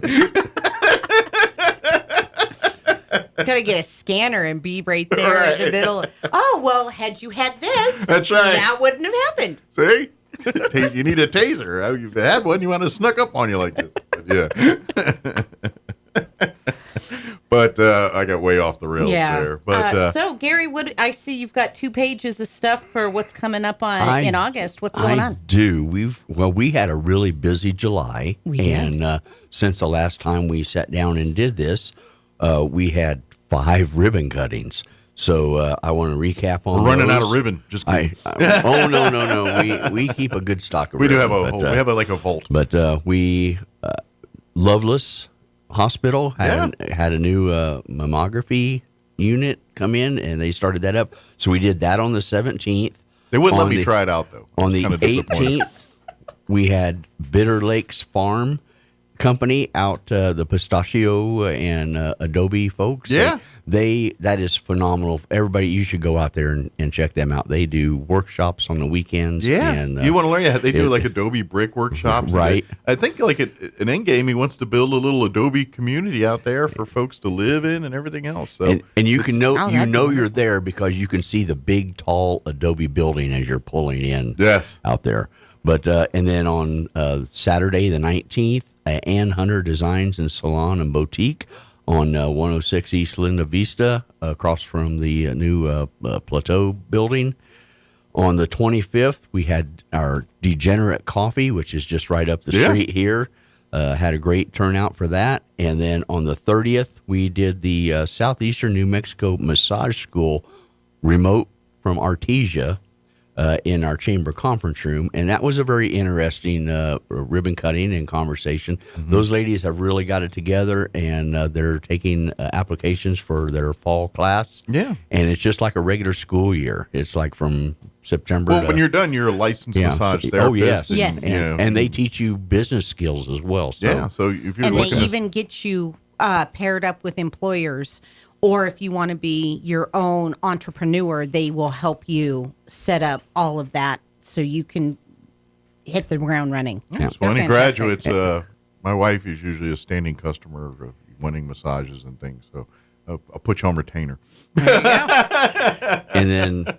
And then there towards the end of July, we had 2 new members, Oakley and Irving Wealth Management, remote also from Carlsbad. Oh, Aaron. Yeah. And then we also had Zia Mobile Notary Service that they're going to go around. You need them, come. Where you at? Okay, nice. I'll be right there. And we'll notary it up. They're right out there, here out of Roswell. And then yesterday we had Hair Today, Gone Today. Beauty salon located at 309 South Main. Joined the chamber. So they specialize in bald people. I'm just kidding. that kind of wraps July and begins August, and we have coming up here this Thursday, which is tomorrow night. We're going to start a little bit later than normal because we're doing a business after hours, and it's going to also include the Hispano Chamber at El Toro Bravo. Yes. Restaurant, and that's going to be a really big networking event for anybody and everybody that is a member and wants to be a member to either one of the chambers. And then on Friday we have out at University High School, they have a new stem cell lab, and so that we're going to go out there and do the ribbon cutting at 1 p.m. on Friday. And then the following Thursday, we have another business after. We have 3 business after hours this month. The second business after hour is another remote member. It's the U.S. Air Force recruiters out of Alamogordo. Okay. They are coming up, and it's going to be in our back patio, part of it in the back patio, but part of it out in the front parking lot because they are bringing the robot dogs. Oh, cool. And they are going to have a display of the Go robot. Give those recruiters a hard time. Robot dogs. Heck yeah. Yeah. But so if you're thinking about joining the Air Force, this would be a great time to meet them instead of having to go all the way to Alamogordo. Yeah. Just come by the chamber at or 5. even just learning what the Air Force is doing and, what's going on. Because Absolutely. things change year to year, administration to administration within our armed forces, as both of you gentlemen know. Yeah. And I'm learning with my son-in-law. And so come out, ask the questions, and find out. So it's not just if you want to be, if you're interested in going into the military, come out and see what they're doing. I am so excited to see those robot dogs. Yeah, exactly. I am too. I'm just saying, usually the kids with higher ASVAB scores go Air Force. Just saying. I'm just saying. Definitely not crayon-eating Marines. That's right. For sure.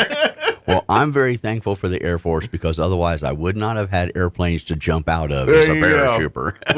We gave you a ride. That's exactly. And then on the 18th of August, which is Monday, the 18th, we have Quilting Memories on their grand opening ribbon cutting at 4 p.m. on 500 North Kentucky. And then and this is just what I've got so far for August. And then on the 28th of August, we have our third business after hours of the month. And that's at Sunny Smiles Dentistry, the new dentist office right across the street from Eastern New Mexico Medical Center. It's right near my house. I pass it all the time. There you go. We're going to do a business after hours / ribbon cutting.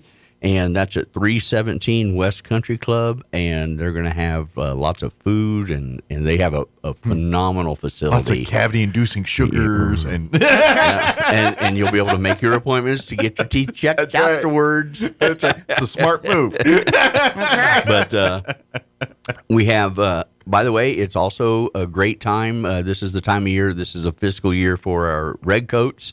So if you're thinking about becoming a red coat, this is certainly a good time to jump on board. Absolutely.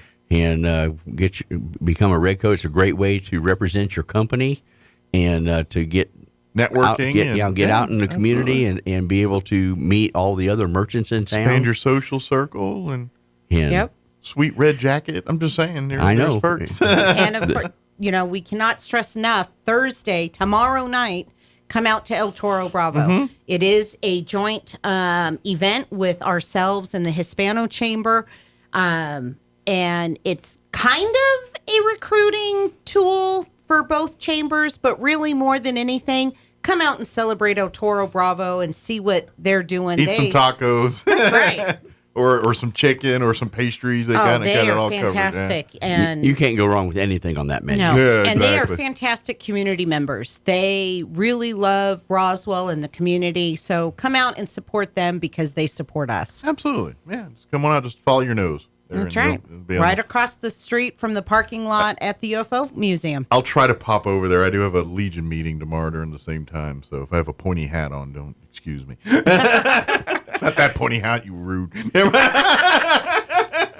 And if you've been thinking of joining the chamber, go to roswellnm.org and up in the upper right-hand corner, click that Join tab. That opens up the membership benefits page and has all my information up there at the top so you can call and ask questions. If you do business in Chavez County, it will benefit you to be a member. Doesn't even have to be in Chavez County. Yeah, we have the and remote beyond. membership, as we've shown. We have Artesia and Carlsbad. That's right. A lot of, we do have a lot of business that don't have a physical address here in Chavez County or Roswell, but they do business here. And so that's we say it's behoove you to, be a chamber member. And, absolutely. And matter of factly, just like we were doing some chamber needs the other day, and we said, oh, we need this. And then we're like, well, let's call our chamber members to see who can help us out with this. Exactly. Because there is perks. We go to our chamber members first. We recommend our chamber members first. If there is nobody in that category, then we have to do the same thing as everybody else, good old-fashioned Google. And then at that point, it's hit or miss, and we are very honest with the people that we are talking to, whether they're in person or on the phone, about, hey, ABC Business is not a member, so we can't really recommend or not recommend. But if they are in our database, we can say, hey, they are a chamber member.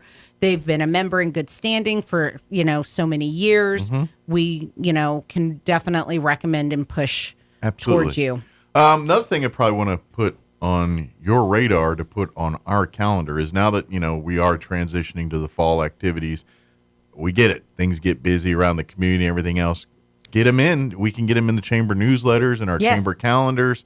So if your organization, civic organization has your big events coming up, and want to get it on the radar of the community, reach out to the chamber. We can put them on our community calendar. We can put them in our Friday email blasts. In fact, we just approved what was it, about 125 different events on our community calendar. And then our weekly email goes out every Friday morning at 9 a.m. If you are a chamber member, send us the information. I can't include you and the wonderful things that you're doing and highlight you if I don't know that you have something to give us. And we are pretty proficient at this point with LinkedIn, Facebook, and Instagram. Yeah. So once again, if you've got things going on, let us know. Tag us on your social media, because then we'll go and like and share it and just help get that world bigger. And that world algorithm going. Yeah, the more you hashtag things, the more eyeballs gets on it. Absolutely. So we can help you. And it's kind of, if you tag a page that has, say, 10,000 followers or likes or whatever you want to call that, now all of a sudden their people are seeing your thing, and then that's 10,000. So that's why it's so important. Exactly. So tag us and let us know. And I'm checking social media a couple times a day.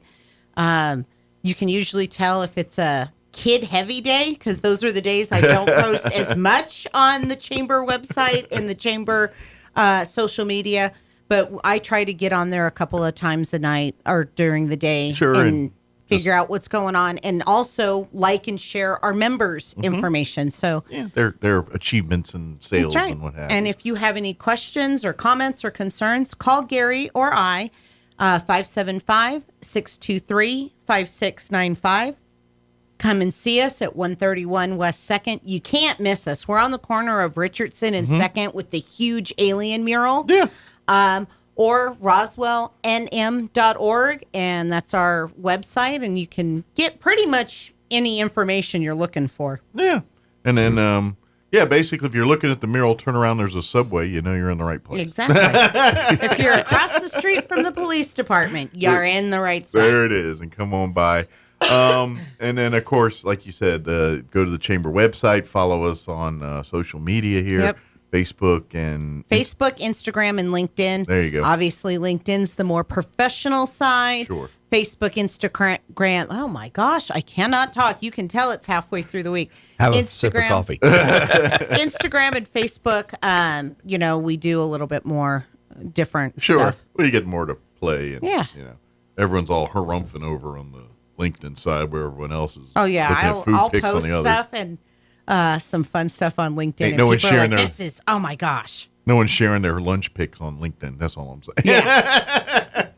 Very good. Well, thank you guys. Well, thanks for having us. And we'll see you here in a couple weeks. Absolutely. And folks, if you've got, especially, with air races coming up and everything, want to get in, want to help, want to get involved, reach out to the chamber. There's lots of different things we can do. And we still have a couple spots left on the map for Lunar Cow. Yes, Lunar Cow, please. We need to get that closed out so we can get it to the printer. Going hot here in a month. Right. Especially for the digital side, the ever-changing fluid side.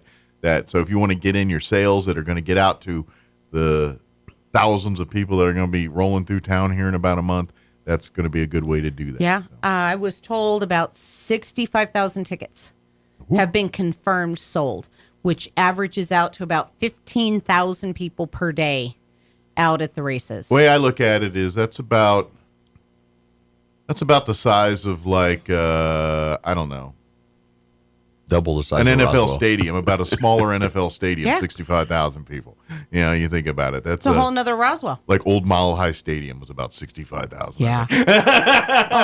Old Mile High. I miss And we do have the bottle cap collection point right outside and I put signs above and beside it because we have had an occasional bag of trash dropped in there. People just think it is for bottle caps only. Yes. Please, we do not need your trash. The trash is not helpful to us. We appreciate using a receptacle. That's not the right receptacle. Use another. Well, if you turn right around and go right to the alley right there, there's 4 dumpsters. Well, I'm sure what happened is people cleaned out their cars from it. Like they were during UFO Festival, they'll park near our area, and they had a bunch of stuff, and they just throw it in there and think, oh, there's a trash can. Exactly. No, that's not the trash. But yes. Please. I don't think it's malicious at all. Yeah, I think it's just people being people. At least they're picking it up and not throwing it. At least it's not laying in the parking lot. At least they're not throwing it in the parking lot. That's where we've come in this world. Well, at least they're not throwing it in the parking lot. They're only half savage. Well, and to be fair, I think some of the trash we have just gets blown out of those dumpsters because if they don't have a top, and it's New Mexico. Oh yeah, wind blows. Yeah, that's one thing we can guarantee.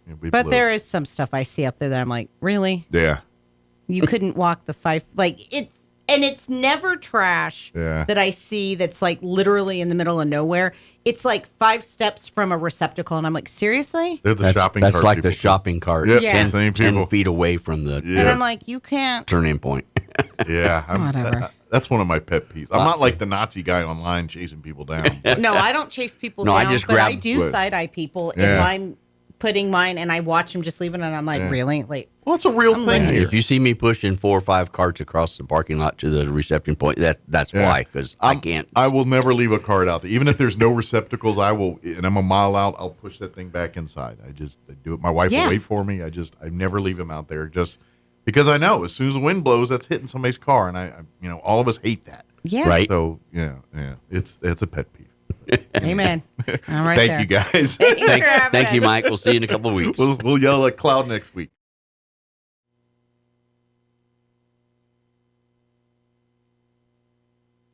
Now for your Pecos Valley news update, I'm Jared Sorello. The New Mexico Department of Health is now offering free vaccinations for all children 18 and under at Got Shots clinics.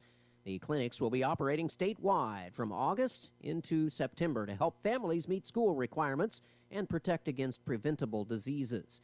The timing coincides with National Immunization Awareness Month, making August an ideal time for families to get caught up on required shots before school starts. Participating Got Shot clinics and medical practices will provide no-cost vaccinations for all children 18 and under, regardless of whether they have insurance. Some providers will host clinics in the evening and weekends to accommodate parents' busy schedules. And the city of Artesia has been chosen as a stop on the prestigious FRS Broadband Tour. The city says it's a unique opportunity to warmly welcome Capitol Hill staff to our rural, ranching, and oil-based community and show them how vital, reliable internet is to the success of local businesses. The event will be August 13th at 9 a.m. at the Derrick Floor, 519 West Main Street in Artesia. You're up to date. I'm Jared Sorello. I'm meteorologist Steve Hamilton with your Pecos Valley weather. Another heat advisory in effect today, about 105 for the afternoon high. A little windy, and we get lots of sunshine. High pressure will be parked over our area for a while. Overnight, we're in the upper 60s and clear, and then no let up on the heat on Friday. Sunshine and near 105. We'll be in the low 100s both Saturday and Sunday. It looks like we'll be staying sunny through the weekend. That's your latest forecast. I'm meteorologist Steve Hamilton. All across America, this is the Red Apple Audio Network's Market Report, sponsored by Abacus Global Management. Good morning. Stocks have been on a seesaw over tariffs and earnings and interest rates, but Apple gave the stock market a boost. The White House says Apple will increase manufacturing of some of its products in the U.S. by another $100 billion. Apple says most of its iPhones are made in India now, and the White House said President Trump will shield iPhones from the higher tariffs he's putting on India. A survey says business at many restaurants has fallen for 3 straight months. Stock in the owner of the Outback Steakhouse and other restaurants fell 28%. Grocery Outlet, a closeout grocery retailer with 40 stores, rose 38%. Disney says subscribers to Disney Plus are up. ABC TV and films are down. Business at theme parks is up, and revenues are up slightly at ESPN. Match.com says business is coming back. Their stock rose 10%. Lyft says rides hit a record high, and DoorDash says delivery orders hit a record high too. Airbnb says despite economic uncertainty, bookings have been up the last 3 months. With business, I'm Joe Connolly. This is the Red Apple Audio Network's Market Report, sponsored by Abacus Global Management. What if the future of finance wasn't built around averages, but around you? At Abacus Global Management, we're reshaping financial planning around the most personal data point, your lifespan. But it's more than just insight, it's control. As a technology-driven asset manager, we're empowering investors with an integrated system to take command of your time, your future, your financial destiny. This is a new era of investing. Take control at abacusgm.com. Hey Roswell, trade up to a new Ford or quality pre-owned vehicle for less during the final days of the summer clearance event at Roswell Ford. Right now, save big with clearance prices on new Fords with 0% APR and make no payments for 90 days. Your friends at Roswell Ford make upgrading to a new Ford or quality pre-owned vehicle for less super fun, super fast, and super easy. If you're making payments on your current vehicle and want out early, Roswell Ford will do whatever it takes to free you from your trade, even if you owe thousands more than it's worth. Worried about your credit? Don't sweat it. Roswell Ford has partnered with more aggressive lenders that will push to approve your credit, even if it's less than perfect. Get huge American-made savings, more for your trade, and a better buying experience. Get on board at Roswell Ford, because we'll do whatever it takes to make a deal. 821 North Main Street in beautiful Roswell. Call 575-623-3673 or online at roswellford.com. 0 APR for 48 months is $20.83 per thousand finance. Interest accrues from date of sale, subject to lender approval on select vehicles. Offers not combined. This is a nasty little termite. It loves nothing better than to eat your house, your subfloors, your walls, around your windows. And then they swarm around, taunting you. We're eating your house. We're eating your house. You'd like to kill them, wouldn't you? But you don't want trenches dug around your home, and you don't want holes in your foundation. That's where Dow AgroSciences and the Centricon Termite Colony Elimination System come to the rescue. The same system that protects the White House can help protect your house. An authorized operator strategically places Centricon stations around your house and then carefully monitors them for termites. If they're found, a professional inserts bait tube devices. The termites take the bait and they die. I feel like I'm dying. Kind of like that, only a lot more effective. In fact, Centricon is proven to eliminate the termite colony. Termites are gone with Centricon. No more colony, no more problem. Visit Centricon.com. Call Bob Reed Pest Control today for all of Southeast New Mexico. 575-623-5344. Who doesn't think the dentist is a big deal? I know what you're thinking. What will they find? How much will it hurt? What are my options? Hi, this is Dr. Sarah Usher, and I am here to tell you that here at Carabelli Dental, it is our job to put you at ease. With options like sedation dentistry, you can rest assured that regardless of what dental work you might need, you can get it done while resting comfortably. Call our office now and speak to our knowledgeable staff about setting up your new patient appointment. Come see the team at Carabelli Dental or call 575-622-4455. It's the first day of the first grade, and she found a new best friend. It's a laid-back Sunday afternoon you wish would never end. The homemade taste of Bluebell and good friends gathered round. The good old days are being made right now. Open the lid on a carton of Bluebell Homemade in the Shade, and you'll have it made, so to speak.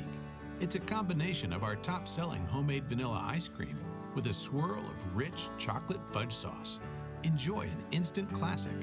The good old days are being made right now. The good old days are being made right now. Look for Bluebell ice cream at Walmart Supercenters. For the first time ever, the National Championship Air Races are touching down in Roswell, New Mexico. From September 10th through the 14th, witness the world's best pilots battle it out in the fastest motorsport on the planet. Vintage warbirds, cutting-edge jets, aerobatics, and family fun, all against the stunning New Mexico sky. 3, 2, 1. Get your tickets now at airrace.org. Don't miss this high-octane spectacle. It's back to school time again. The one thing that never changes at this time of year is how much we need to pray over our schools. There are also words from the Bible that offer encouragement to both our students and educators during this time. Joshua writes this: "Be strong and courageous. Do not be afraid. Do not be discouraged. for the Lord your God will be with you wherever you go. Solomon writes this in Proverbs chapter 3, Trust in the Lord with all your heart, and lean not on your own understanding, and in all your ways submit to him, and he will make your paths straight. So our church would like to pray this prayer over you. Heavenly Father, as our children and educators step into a new school year, we ask you for protection, wisdom, and peace to surround them. Guard their hearts and minds. Fill them with confidence and perseverance, and help them to be lights of kindness and faith in their schools. Bless our students, our teachers, our friends, and families, and guide them all in your truth and love. In Jesus' name, amen. Join us at the Country Club Road Church of Christ for worship at 10 a.m. on Sunday, located on the corner of Country Club and Washington in Roswell.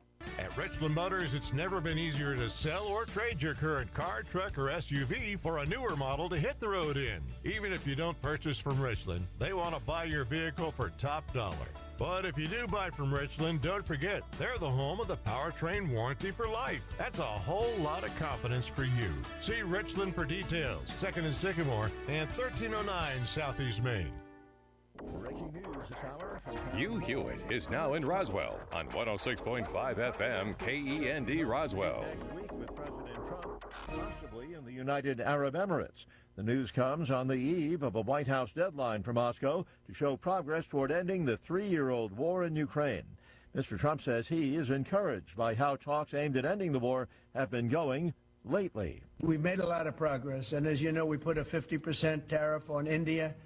On oil, they're the second largest. They're very close to China in terms of the purchase of oil from Russia.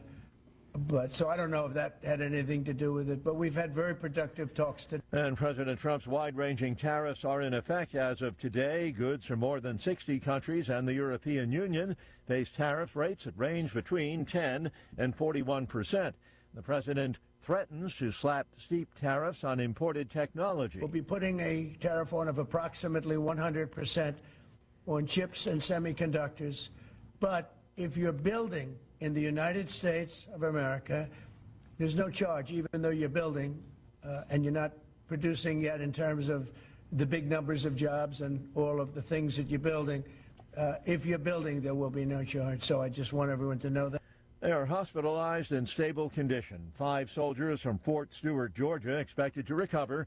They were shot on base yesterday, allegedly by a fellow soldier. We have identified the alleged shooter as Sergeant Cornelius Radford, an automated logistics sergeant assigned to 2nd Brigade Combat Team. Brigadier General John Lubis there, heard on WJCL. The suspect is in custody, and there's been no word yet on a motive for the attack. Watching Wall Street, the Dow is down 234 points, while the NASDAQ trading 112 points higher. More on these stories at townhall.com.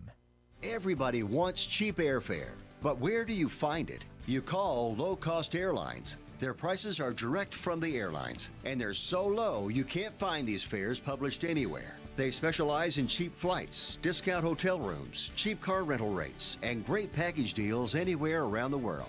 Wherever you want to go, they can help you get there cheaply and with a best price guarantee. If you want the lowest prices on your airline tickets or other travel services, call now. That's right, call. That's the only way to get these rates. Experts are standing by 24/7 to get you the cheapest airfare and hotel rates available. So don't wait. Call right now for the lowest travel prices anywhere and for great last-minute travel deals too.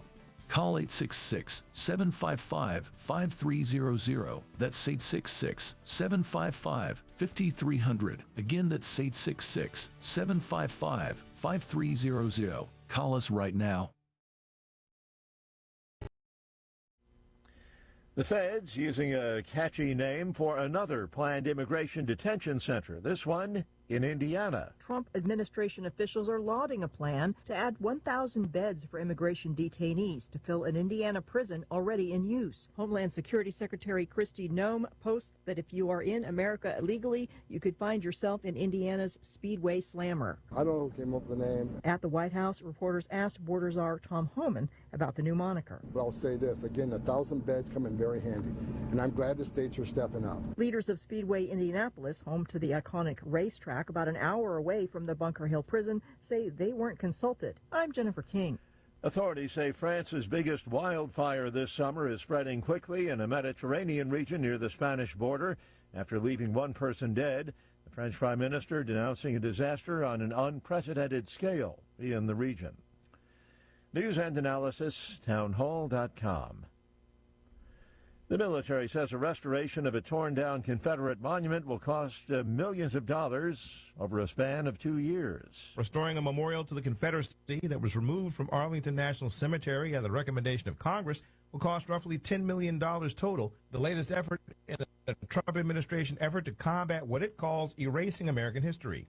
Once back in the cemetery, the monument will feature panels nearby that will offer context about its history. The Pentagon expects it to take about 2 years to restore the monument to its original site. The base that it sat on needs to be repaired, and the monument itself will be refurbished as well. Bernie Bennett in Washington. Was a real headache for some airline travelers. United Airlines says a technology issue led to flight delays and flight cancellations across the U.S. last night, affecting some major airports. Passengers today are dealing with residual delays. More on these stories at townhall.com.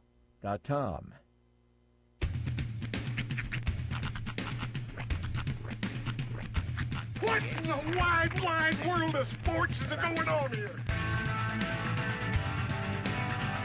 I promise you, whatever scum did this, not one man in this force will rest for 1 minute until he's behind bars. Now let's grab a bite to eat. Yeah, come on. I feel the hot wind on my shoulder and the touch of a world that is older. I hit the switch and check the number. I leave it on and then I slumber. I hear the rhythm ringing through it. Flamenco guitar and cumbia music. I hear the talking of the DJ. The travel and what does he say? I'm on a Mexican radio. I'm on a Mexican radio. Broadcasting live from high atop the J.P. White Building in downtown Roswell, New Mexico. It's Mornings with Mike Winters on 106.5 Roswell's Talk FM. Is that what I sound like when I talk? Now, here's your host, Mike Winters. And good morning. It is 6 minutes after 9 o'clock.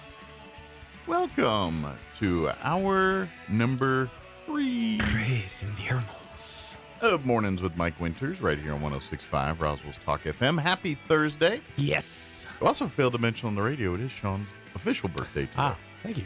Yeah, happy 25th birthday. Mm-hmm. We'll just go with that. You hit that age, or you're always perpetually 25. I wish. That'd be fantastic. I intentionally did things to abuse my hips, knees, and back in my 20s. Yes, you did. And now it's you'll pay for that someday. Go blow it out your ear, old man. And now we pay. And now we've come to the pay window. Mm-hmm. Yeah, there's certain things even to this day, like I remember, like from a kid, I was like, why did I play that game? Like I remember, like at scout camp playing full-on tackle football. Yeah. With no equipment whatsoever. No, it's rugby at that point. And I remember there was a dude that was like bigger than pretty much everybody out there. Mm-hmm. And I was fast. So I was and he was on the other team. Mm-hmm. And I went and I tackled him like he's coming at me full speed. And he trucked me, but I stopped him. Like, I mean, he hit hard, right. But I stopped him. Both of us did not get up feeling good. Like, matter of fact, I tried to play it off poorly, but I tried. Mm-hmm. He was still on the ground. But to this day, I'm like, that was the dumbest thing. I mean, everyone kind of did oh, man, at the moment. I'm like, you got your cred for the moment. I hurt for like months. Uh-huh. How much did either one of you get paid for this game? And I feel like even this day when I have shoulder things, like I know it's from that time where I hit that dude. Oh, I have those. It's like Vietnam style flashbacks all the time. I'll just be sitting there and be like, my hip will just twinge or whatever. And be like, that's probably from when you threw yourself to the ground trying to make that baby laugh at the portrait studio that one time. That was my go-to move, dude. When I couldn't get a kid to like break or smile or like stop crying, I would literally jump up in the air and just flop onto the ground. Half the time, well, okay, 3/4 of the time I would get the kids to laugh. Yeah. The other quarter of the time, I would, and this is from infants. This is from like 6-7 month olds. Right. They would give me this look like, what is wrong with this guy?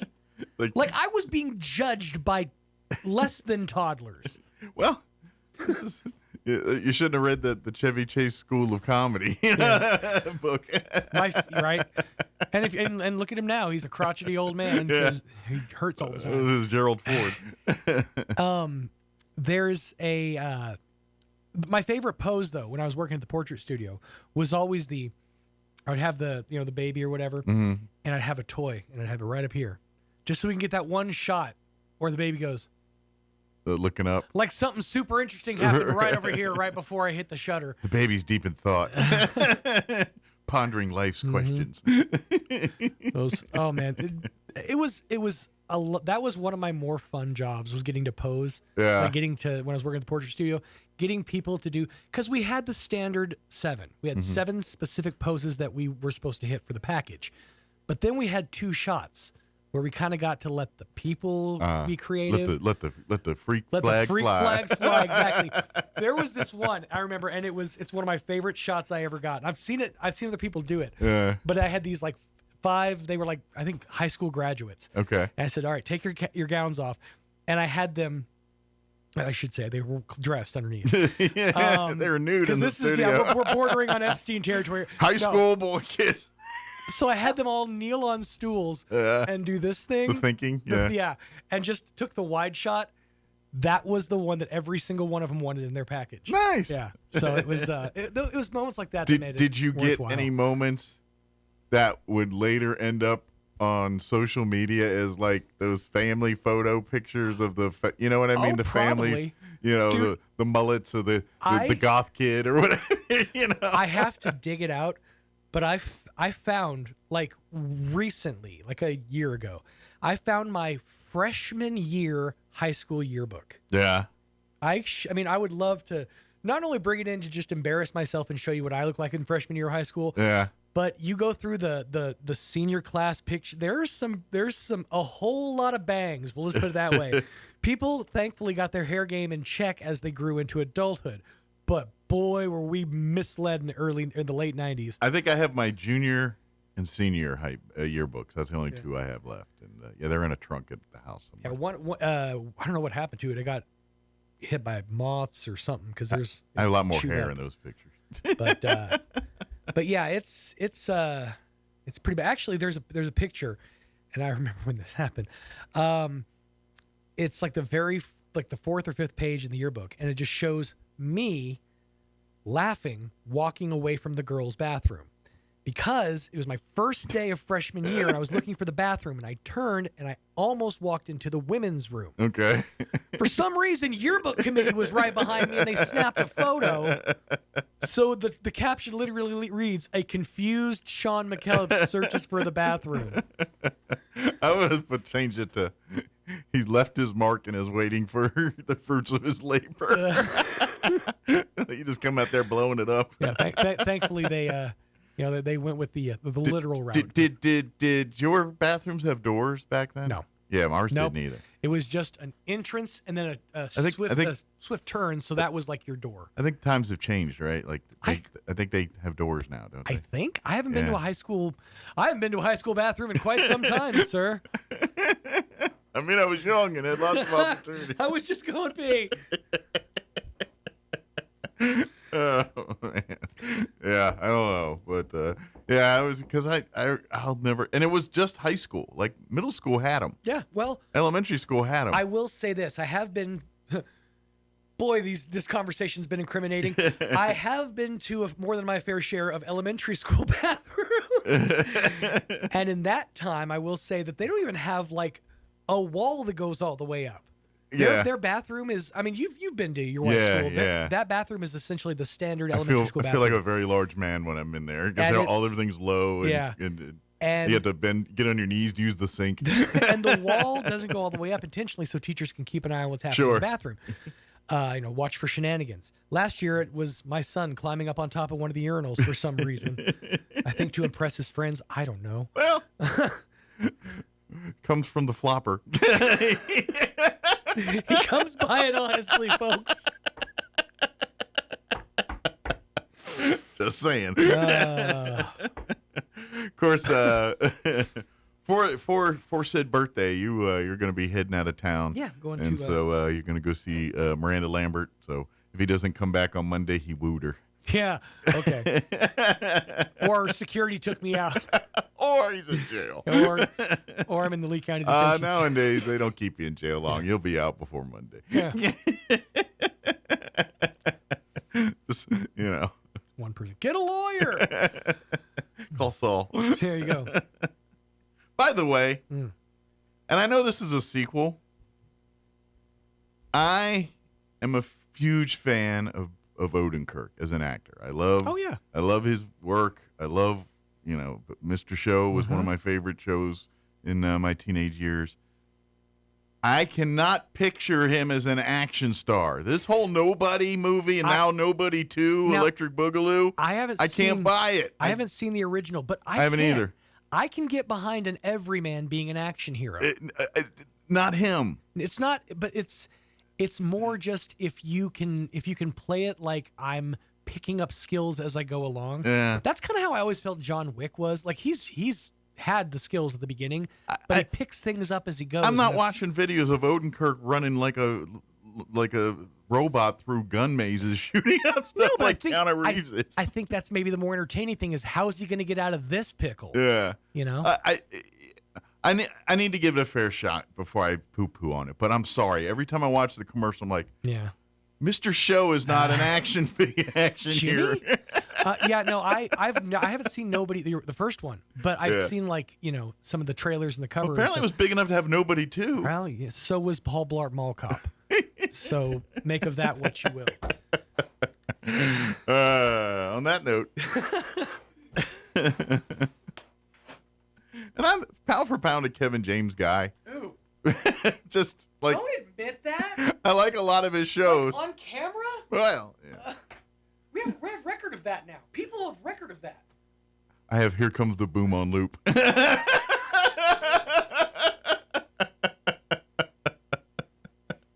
Crystal Noble's going to join us with the Humane Society of Mere Moments. Before we do any of that, though, let's get you up to date on the weather. Weather this hour brought to you by Southwest Bearing under new ownership. Custom solutions for your heavy equipment. Hydraulic hoses, hose repair, bearings, seals, sprockets, belts, tools, fluids, and fittings. I'm meteorologist Steve Hamilton with your Pecos Valley weather. Another heat advisory in effect today, about 105 for the afternoon high. A little windy, and we get lots of sunshine. High pressure will be parked over our area for a while. Overnight, we're in the upper 60s and clear, and then no let up on the heat on Friday. Sunshine and near 105. We'll be in the low 100s both Saturday and Sunday. It looks like we'll be staying sunny through the weekend. That's your latest forecast. I'm meteorologist Steve Hamilton.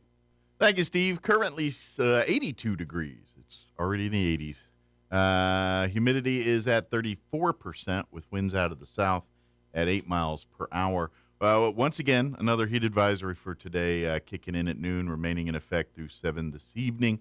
We are looking at 104 for a high once again today. South winds 10 to 15 miles per hour. Skies will be clear tonight. Overnight low is 69 degrees. South winds 5 to 15 miles per hour. Friday, 104 once again for a high. South winds 5 to 10 miles per hour. Looking at the weekend, mostly sunny and 102 on Saturday, so a little cooler there. And if you love that cooler, but wait, Sunday, sunny and 99 for a high. So break out your light jackets and sweaters and parkas. And then looks like we're going to be hitting in the mid-90s for most of next week. 96 Monday, 94 Tuesday, 96 Wednesday. All right, it is 18 minutes after 9. We're going to take a 2.5-minute break, and then Crystal Noble will join us from the Humane Society on the other side.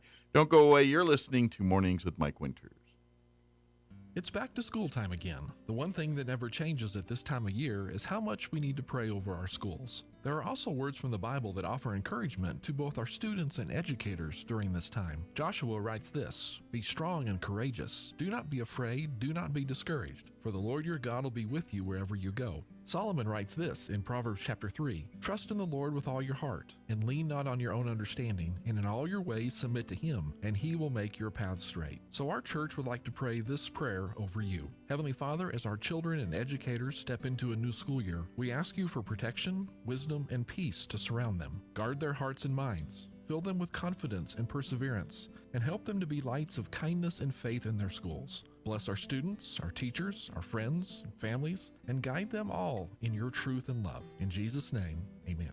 Join us at the Country Club Road Church of Christ for worship at 10 a.m. on Sunday, located on the corner of Country Club and Washington in Roswell. Hi everyone, this is Melanie from Glenn's Furniture. We now carry Mayo Furniture. Not only is it proudly built in the U.S., but there are hundreds of custom options to choose from, including fabrics, top grain leathers, nail head trim, and feet. The quality and construction stands apart from other brands in the industry, ensuring your satisfaction for years to come. Turn your living room into a reflection of your refined taste. Come see us at Glenn's on the corner of Union and Alameda in Roswell, where delivery is free since 1953. It's one of those things we've all had on our mind. No matter how much we want to ignore it, we all know that wisdom teeth can cause pain, teeth crowding, and even infection. Hi, this is Dr. Sarah Usher with Carabelli Dental. I am proud to be a part of an outstanding team who understands your concerns when considering wisdom teeth removal. Call us today and let our staff walk you through the process so that you are confident and prepared for your wisdom teeth removal. And don't worry, we have sedation dentistry options so that you can rest and feel at ease. Come see the team at Carabelli Dental. Call 575-622-4455. At Martine's Capital Cafe, come in and enjoy a delicious variety for breakfast, lunch, or dinner. Try our burritos, huevos rancheros, asado, chorizo, sausage, flantas, fajitas, chili rellenos, quesadillas, enchiladas, sopapillas, and don't forget their award-winning green chili cheeseburger and so much more. Everything is prepared with the finest and freshest ingredients. Martine's Capital Cafe.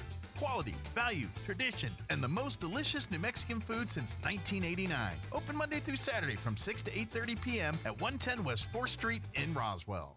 Playing dance music can help ward off mosquitoes. Now you have a reason to invite Pitbull to your next pool party. Here's Mike Winters.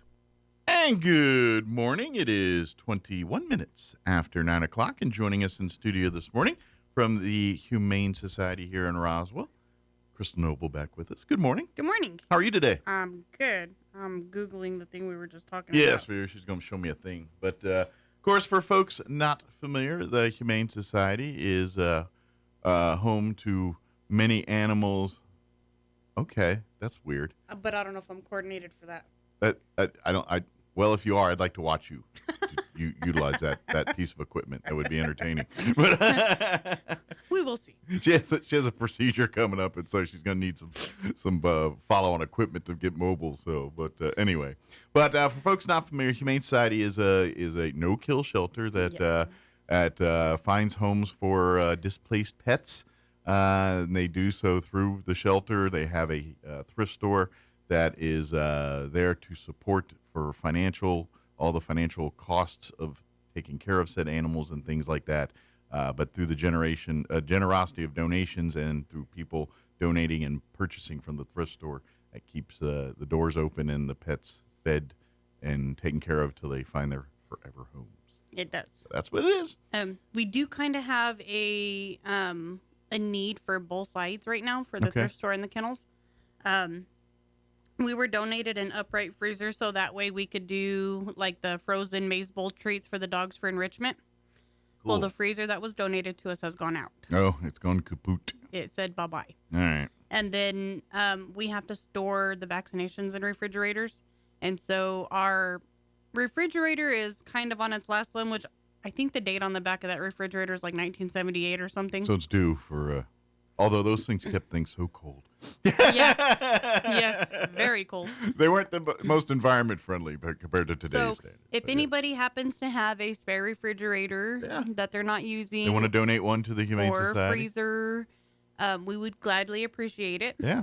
That way we're able to keep normal stock of vaccinations, because right now I'm only able to keep a few inside a tiny fridge. Yeah. And it costs more when you have to order small amounts more often. So you're costing more money to do this. And so if we can get one that's more house size or commercial grade size, that would be great. And Yes. even the freezers as well, like for the dog treats, whatever. And I'm guessing even if you have like one of those chest freezers, that would be probably whatever you got. It would be fine because yeah. basically all we're doing is getting the maize bowls in their food and then putting like a little beef broth with it, some yogurt, and then a little bit of water, and then freezing it. So that way when they're eating, it's giving them brain stimulation to help keep them occupied.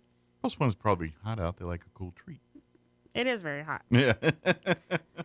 Very hot. Yeah. And even with the recently renovated air conditioning and stuff, it's, when it gets 107, it's hot in there. So It's hot regardless, with or without, because it's swamp coolers and they only do a 15-degree difference. Yeah, so when it's at peak 115, it's 100. yeah.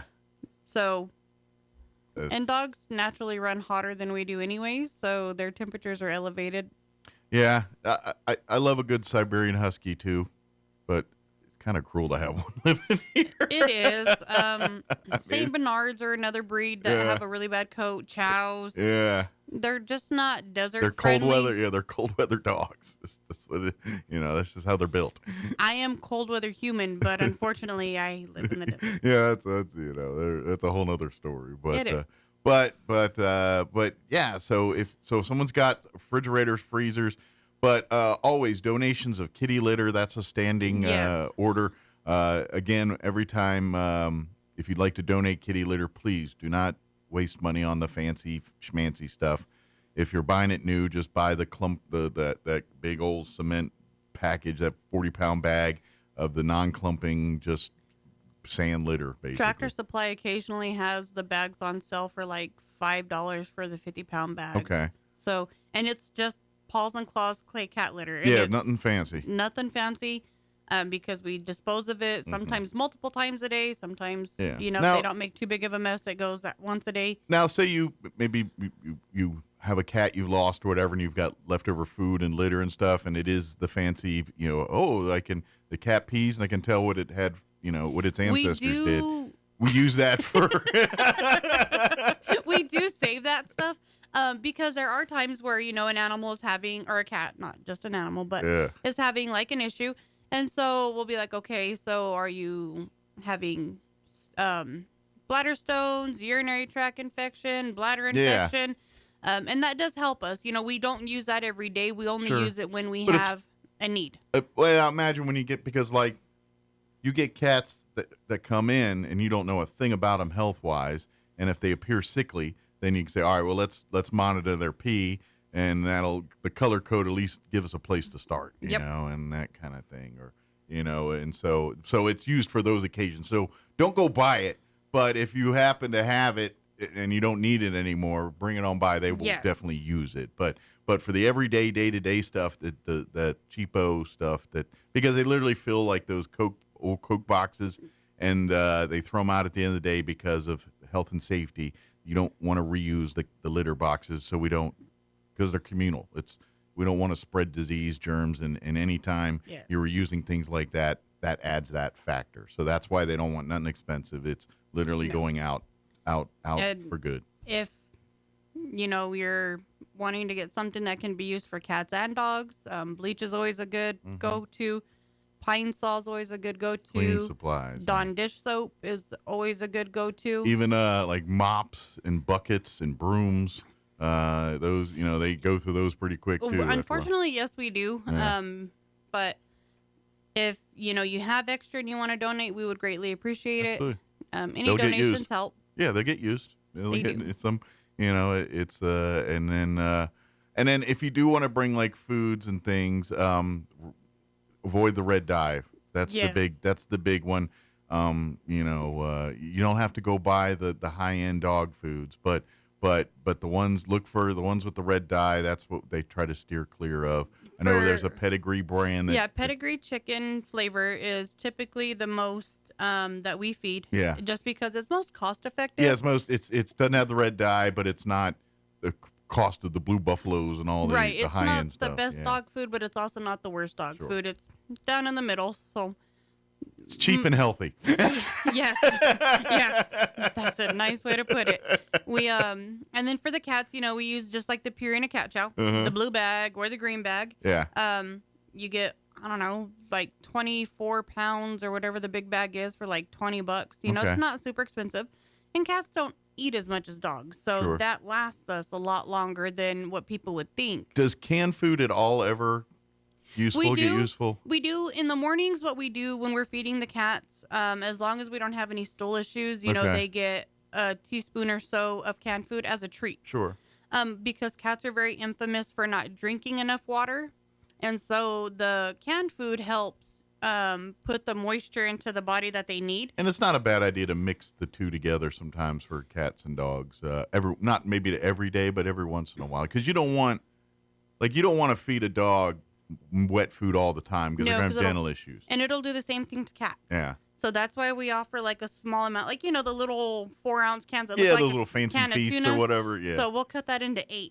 Okay. And then each cat will get an 1/8 of that can. That's another pro tip. Never give a pet a full can of these things. Otherwise, it'll end up on your floor and puke. Usually not, especially dogs, but cats will do it too. Yes. You lay down like that big can of Fancy Feast and walk away, guarantee there's a pile of puke laying in the thing a little later on.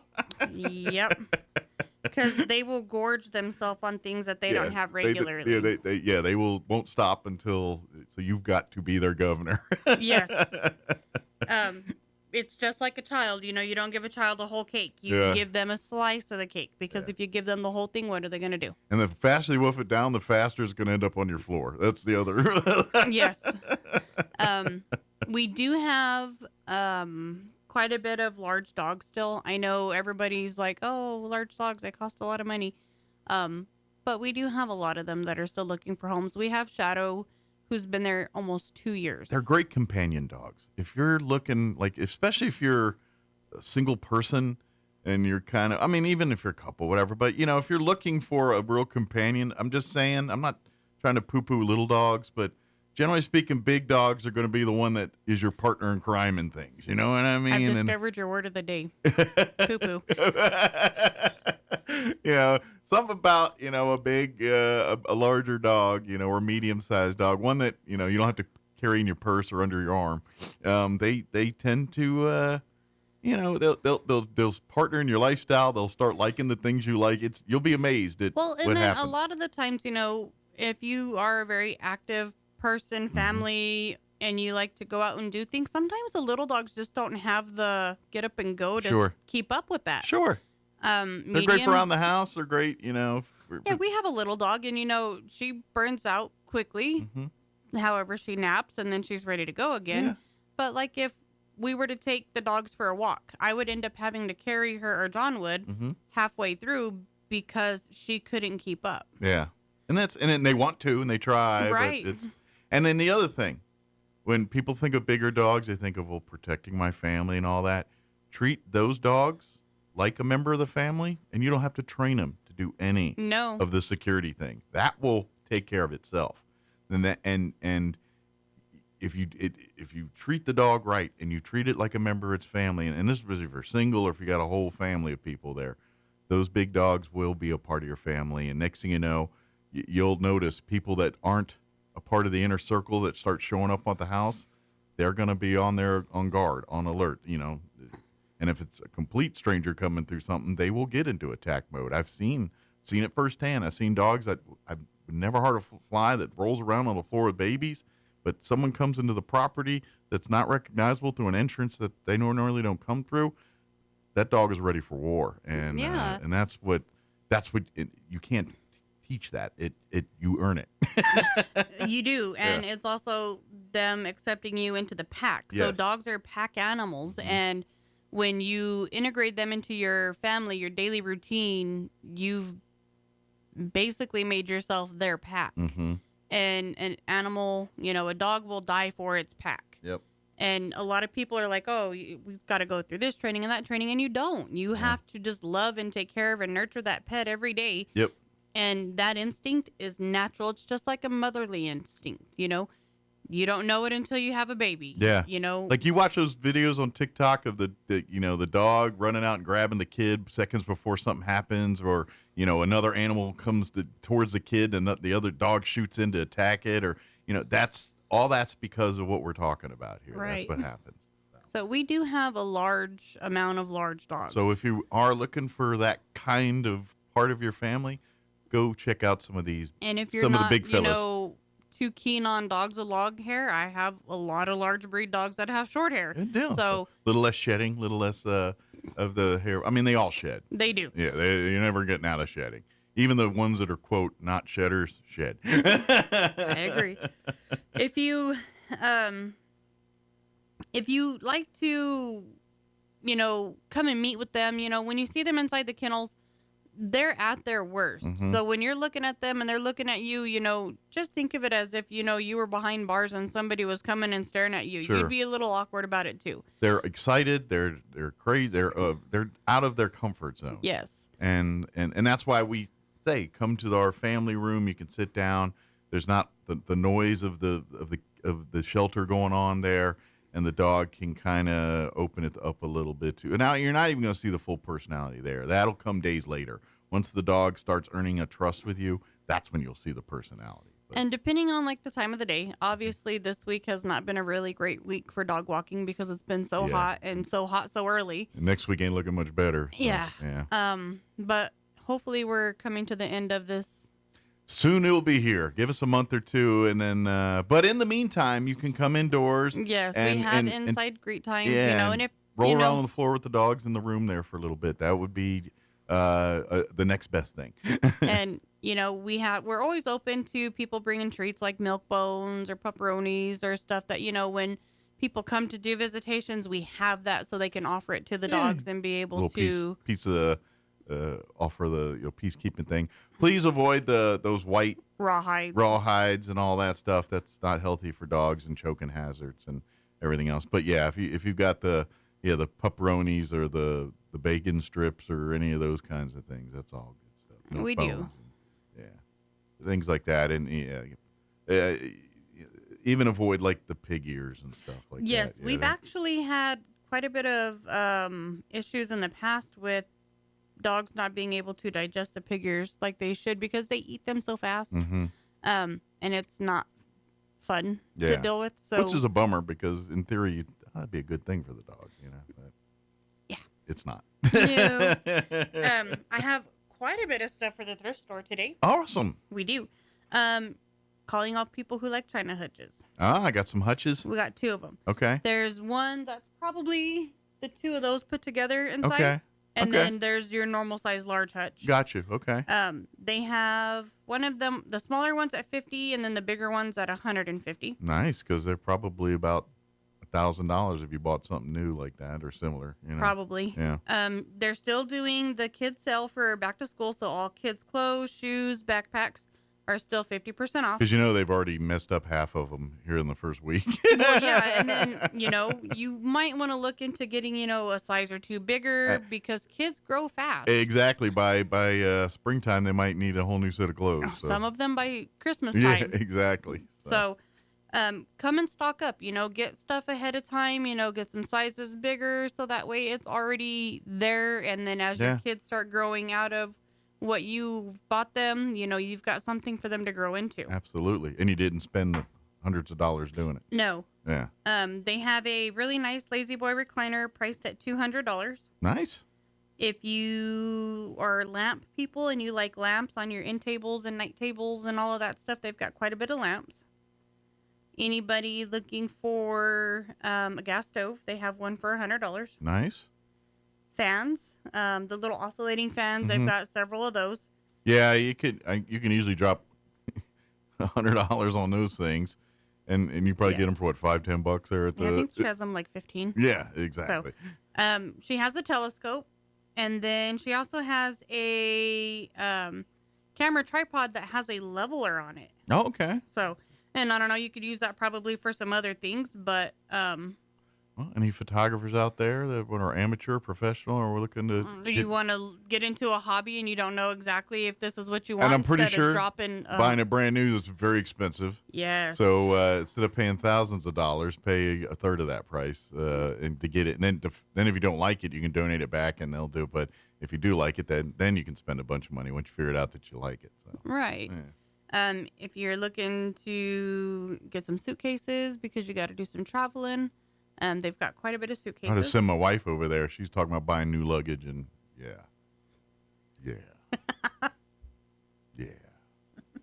it's like, go over there and buy it. Yeah, I'll send her pictures.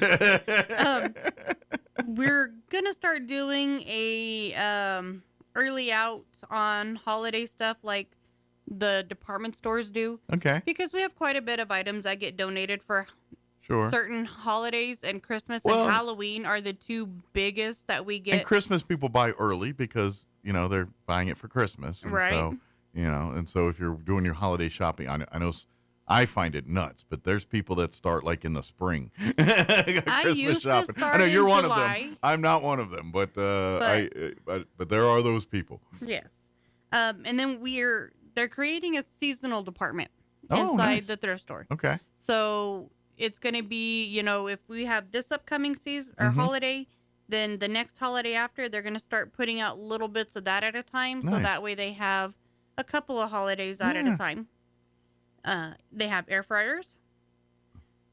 Stock up on those. They do. Well, I don't know what the college dorms rules on air fryers, but, with these college kids going back to school and stuff, and they're now saying, man, now they're settled in. They're like, I wish I had this microwave, or wish I had, rather than buying new ones, go on down to the thrift store and see what they got. Because a lot of times you get those same small appliances for a third of the price that have been used not at all or barely, yes. or brand new. And they're going to destroy it at college anyway. They are. Yeah. They have quite a bit of pet supplies. We get some stuff from Petco that they mark down and doesn't, sell well, or they just donate it for us to do with what we want, either use for the shelter, or if it's stuff that we can't use because, like aquarium type stuff. Yeah. We don't have aquariums there. No, you're not adopting fish. No. But they do have other stuff. They have cats and dog stuff as well. Supplies there that we've gotten from Petco and other places. And if you do get the aquarium stuff, there's people in the market for that. Because I know, again, that can get pricey too. It is. We got some new light bulbs from Petco, LED light bulbs for aquariums. Some for the 75-gallon, I think. Okay. And then a couple for the 25 and 30-gallon tanks. Okay. That are they there. listening out there that need light bulbs? Yeah, and they're expensive. Yeah.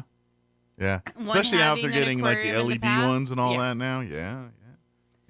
Lots and lots of bakeware. So 'tis the season for bacon, which is coming around the corner because apparently autumn starts August 1st when Starbucks releases pumpkin spice season. That's right. Yes.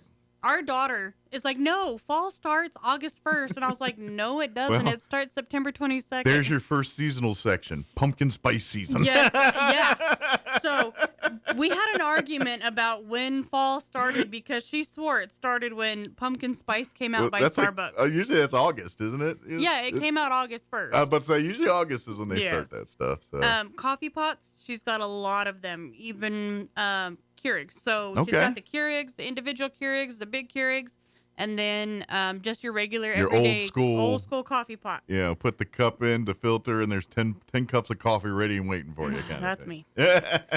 She's got a really nice slow cooker. It's a small, looks to be about a 6-quart. Okay. So for so maybe a couple people, or something. Yeah. Not the big family one like my 10-quart crock pot. Well, and you know what? Sometimes it's good to have multiple sizes because sometimes you get invited to a party and you need to make a bevy of it. But yeah, you're right. Like my wife and I, it's like I love crock pot cooking, but I don't want to eat the meal 2 weeks straight and I don't want to freeze it and eat later because I never do. It goes and turns to a mystery bag in the back of the freezer for 3 years, and then we throw it out. So a smaller crock pot or slow cooker. Sorry, I'm calling it the Kleenex or whatever. Well, I call them crock pots still, but they're technical slow cooker, whatever. Yeah. I think what makes it, you're like, okay, I want to make this recipe, but I don't want to make it to feed 12 people. I just need it for my wife and I for maybe today and maybe leftovers tomorrow or something. So I'm all for having multiple size, especially if you have a smaller family or something. I mean, if you've got, if you live at the Brady Bunch, then all right, then maybe you need a big one all the time. I have a big and a small, but I still always overdo it. I don't know why. Yeah, well, that's part of it too. Is it's hard to cook proportionally with crock pots. You're always making more than you need to. And they do have quite a bit of arts and crafts. Okay. So they've opened up and done some new rearranging in there. So they just have like one section that's just all your arts and crafts. So your crochet needles, your what's the other word? Knitting needles. Yeah. Your yarn, ribbons for people that like to make stuff. They have like the needlepoint, those little round thingies they use for needlepoint. Yes. The frames or whatever. Like paints and just like a small Hobby Lobby section. If you ever come across a Bob Ross paint kit, those things aren't cheap. I'm telling you right now, if you come across one and it's fully intact or not destroyed, it's worth more money than you think it is. It's like I remember this was years ago, like 6-8 years ago, I bought my sisters each a Bob Ross paint kit. And they were like $300 a piece. Jesus. And this was not like the advanced one. This is like Bob Ross for beginners kind of. Now I know it probably went to that lady and all that, if you know the story, but yeah, the Bob Ross paint kits are, so if everyone donates one, look, don't sell for like $2 because it's worth more than that. It's worth, you could probably get at least $40-50 for it. Probably. All right. We do have, we were going to go to, or do the thing at the air races, but obviously that's not going to be possible. Yeah. But if we, we do have a event coming up with Tractor Supply that's going to be at the end of August. It's going to be the 23rd of August, and we're going to be out at Tractor Supply from 10 to 2. We're going to have some dogs out there. At the beginning of the year. For adoption, not hot dogs, just so you're clear. Because I heard they're going to have hot dogs. Yeah. A dog's available for adoption. Yes, not hot for dogs. eating. Yeah. Sorry, I work in the radio business, and I say, well, I have dogs, and I think hot dogs. So I better, let me clarify. That's fine. We will be indoors because it's still going to be hot. Yes. But everyone we're will be happy. An adoption event with Tractor Supply. And hopefully, we can get a lot of people to go out there. Yeah. Tractor Supply is supposed to be having some good sales. Come meet the puppies. Come, there's always something in that store you want. I can't go in there and not want a lot of things. You're like, I don't know why I'm here, but I'm going to leave with something. I don't know what. Well, I was there yesterday for fly spray, and I left with more than fly spray. Yeah, it's pretty much one of those stores. You're like, you find everything you need? Yeah, and about 10 things I really did need, but I got it anyway. So. If John goes with me and we're by the cash registers, if they have the licorice stocked. Yeah. There's the cinnamon licorice, and then your regular red licorice. He's not big on the black licorice. Not many people are. No. I'm and I'm one of them. I'm not a black jelly beans, black licorice, never been my jam. No. Grandmother liked it. Of course, everyone's grandmother loved it. I think, you know what I mean? Yeah, I think everyone hated black licorice, but everyone's grandmother loved the black licorice. Yeah, not me. You give me like your strawberry licorice, your watermelon licorice, your cherry licorice. Yeah, red. Pretty much. You give me red, I'm good. Whatever the red is, I'm good. Yep. Yeah. Although, I can't remember. One of them I like less than the other one. I can't remember if it's red vines or red ropes. Or one of them what's it? Twizzlers. Twizzlers. One I like and one are strawberry, and red vines are like a cherry. There's one I like and one I'm not as much a fan of, but I don't remember which one's which. I keep forgetting. I don't remember because I'll pick it up and it's like, oh, it's the other one I don't like. It's the other one I want. Yeah. Anyway, one of them I'm not a big fan of, but anyway, where did we go with that with the kids? We were talking about. Tractor Supply, the candy there. That's what it was. I think I'm on radio after that. That's why I mentioned it. Okay. Because this is the odd month. Yes. But we'll be out there 10 to 2. Yeah. We're gonna have some dogs the bulldogs. Come and meet them, pet them. I don't know. Tractor Supply might throw out a barbecue pit and start You never cooking. know. They got the Blackstones out. Yeah, you'll smell it when you get there. Yep. Come out, support. Yeah, come out, or even if you don't want a dog or something, because if you'd like to make a donation or drop off some donations, that would be an amazing thing too. It would. But if you are looking for a dog, and please, if they didn't bring one that you didn't fancy up to, there's a whole bunch more back at the shelter that are looking for homes that you can come on by. There is. During hours and come see if they'd be. And I'm telling you, if there's not one in that building, then walk right next door to animal control and check out the animals over there, because either way, you're rescuing a pet. So regardless. We do tell everybody, if you don't see something here, look at animal control. Mm-hmm. And I know animal control tells them the same thing, because they'll come over and they'll be like, oh, the building back there sent us up here to look at your dog. Mm-hmm. So we do try to work hand in hand with each other, since, we are basically in the same business. Absolutely. Yeah.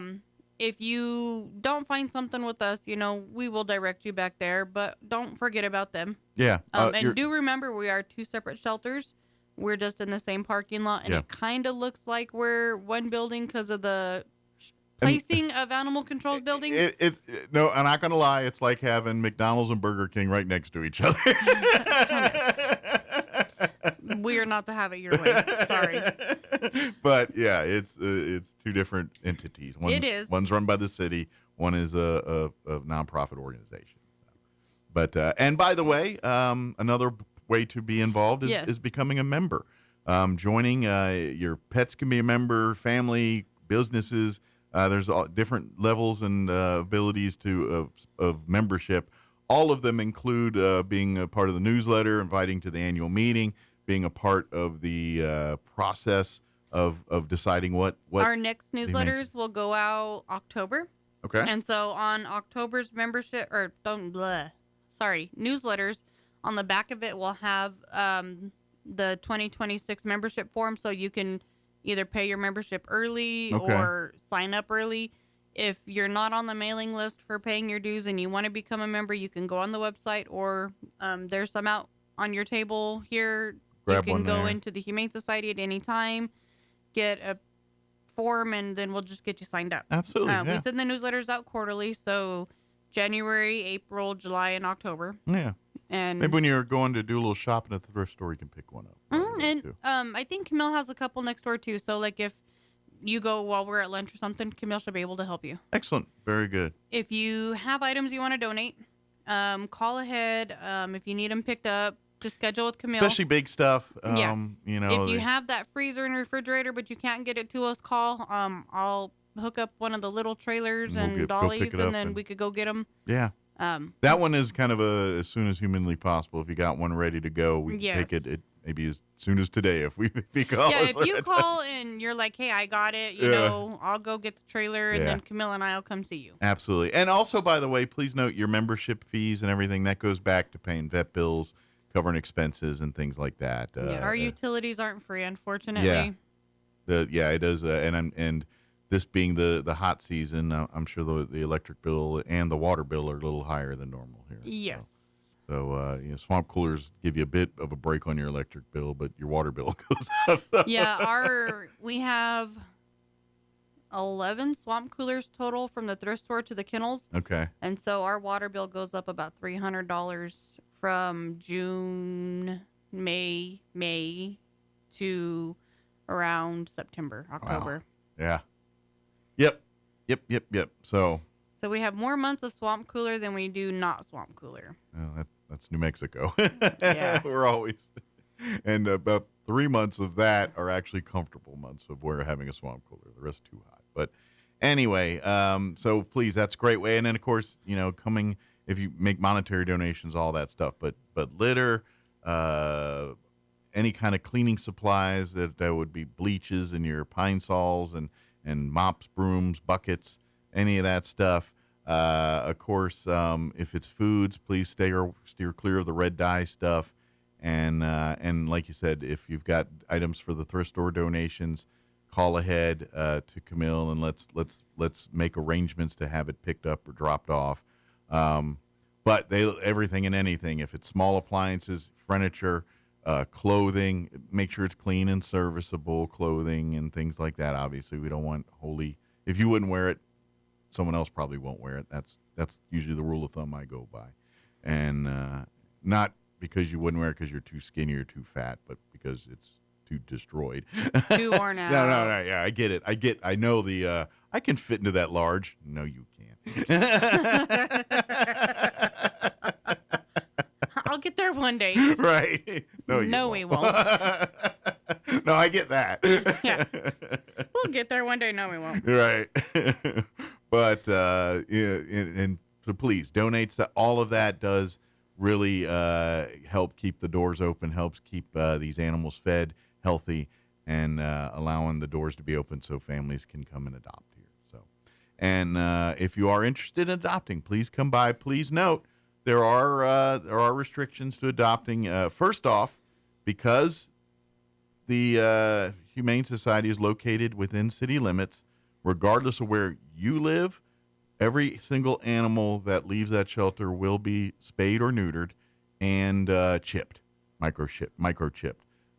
Even if you live out in the county and there's no ordinance requiring you to have such, because the city you're adopting within city limits, you must apply by city ordinance. Right. And also one thing, when you do come to the shelter, I know it is summertime, I know it's hot, but if you do not have on tennis shoes or boots, you cannot go into the dog kennels. Yeah, that's for safety for yourself and that's for the same animal. at animal control. Mm-hmm. So no Crocs, no house shoes, no slippers, no There's chemicals on the flip-flops. floor that your skin shouldn't be, Well, you hanging have out to with go in either. through a bleach mat to walk into the kennel. Yeah. And so because it is liquid, when you step in it, it splashes. Yeah. And if you get that bleach on your feet, it can cause a chemical burn. Yeah. But also certain shoes, because that is a smooth concrete, when you walk, that becomes an ice skating ring out there.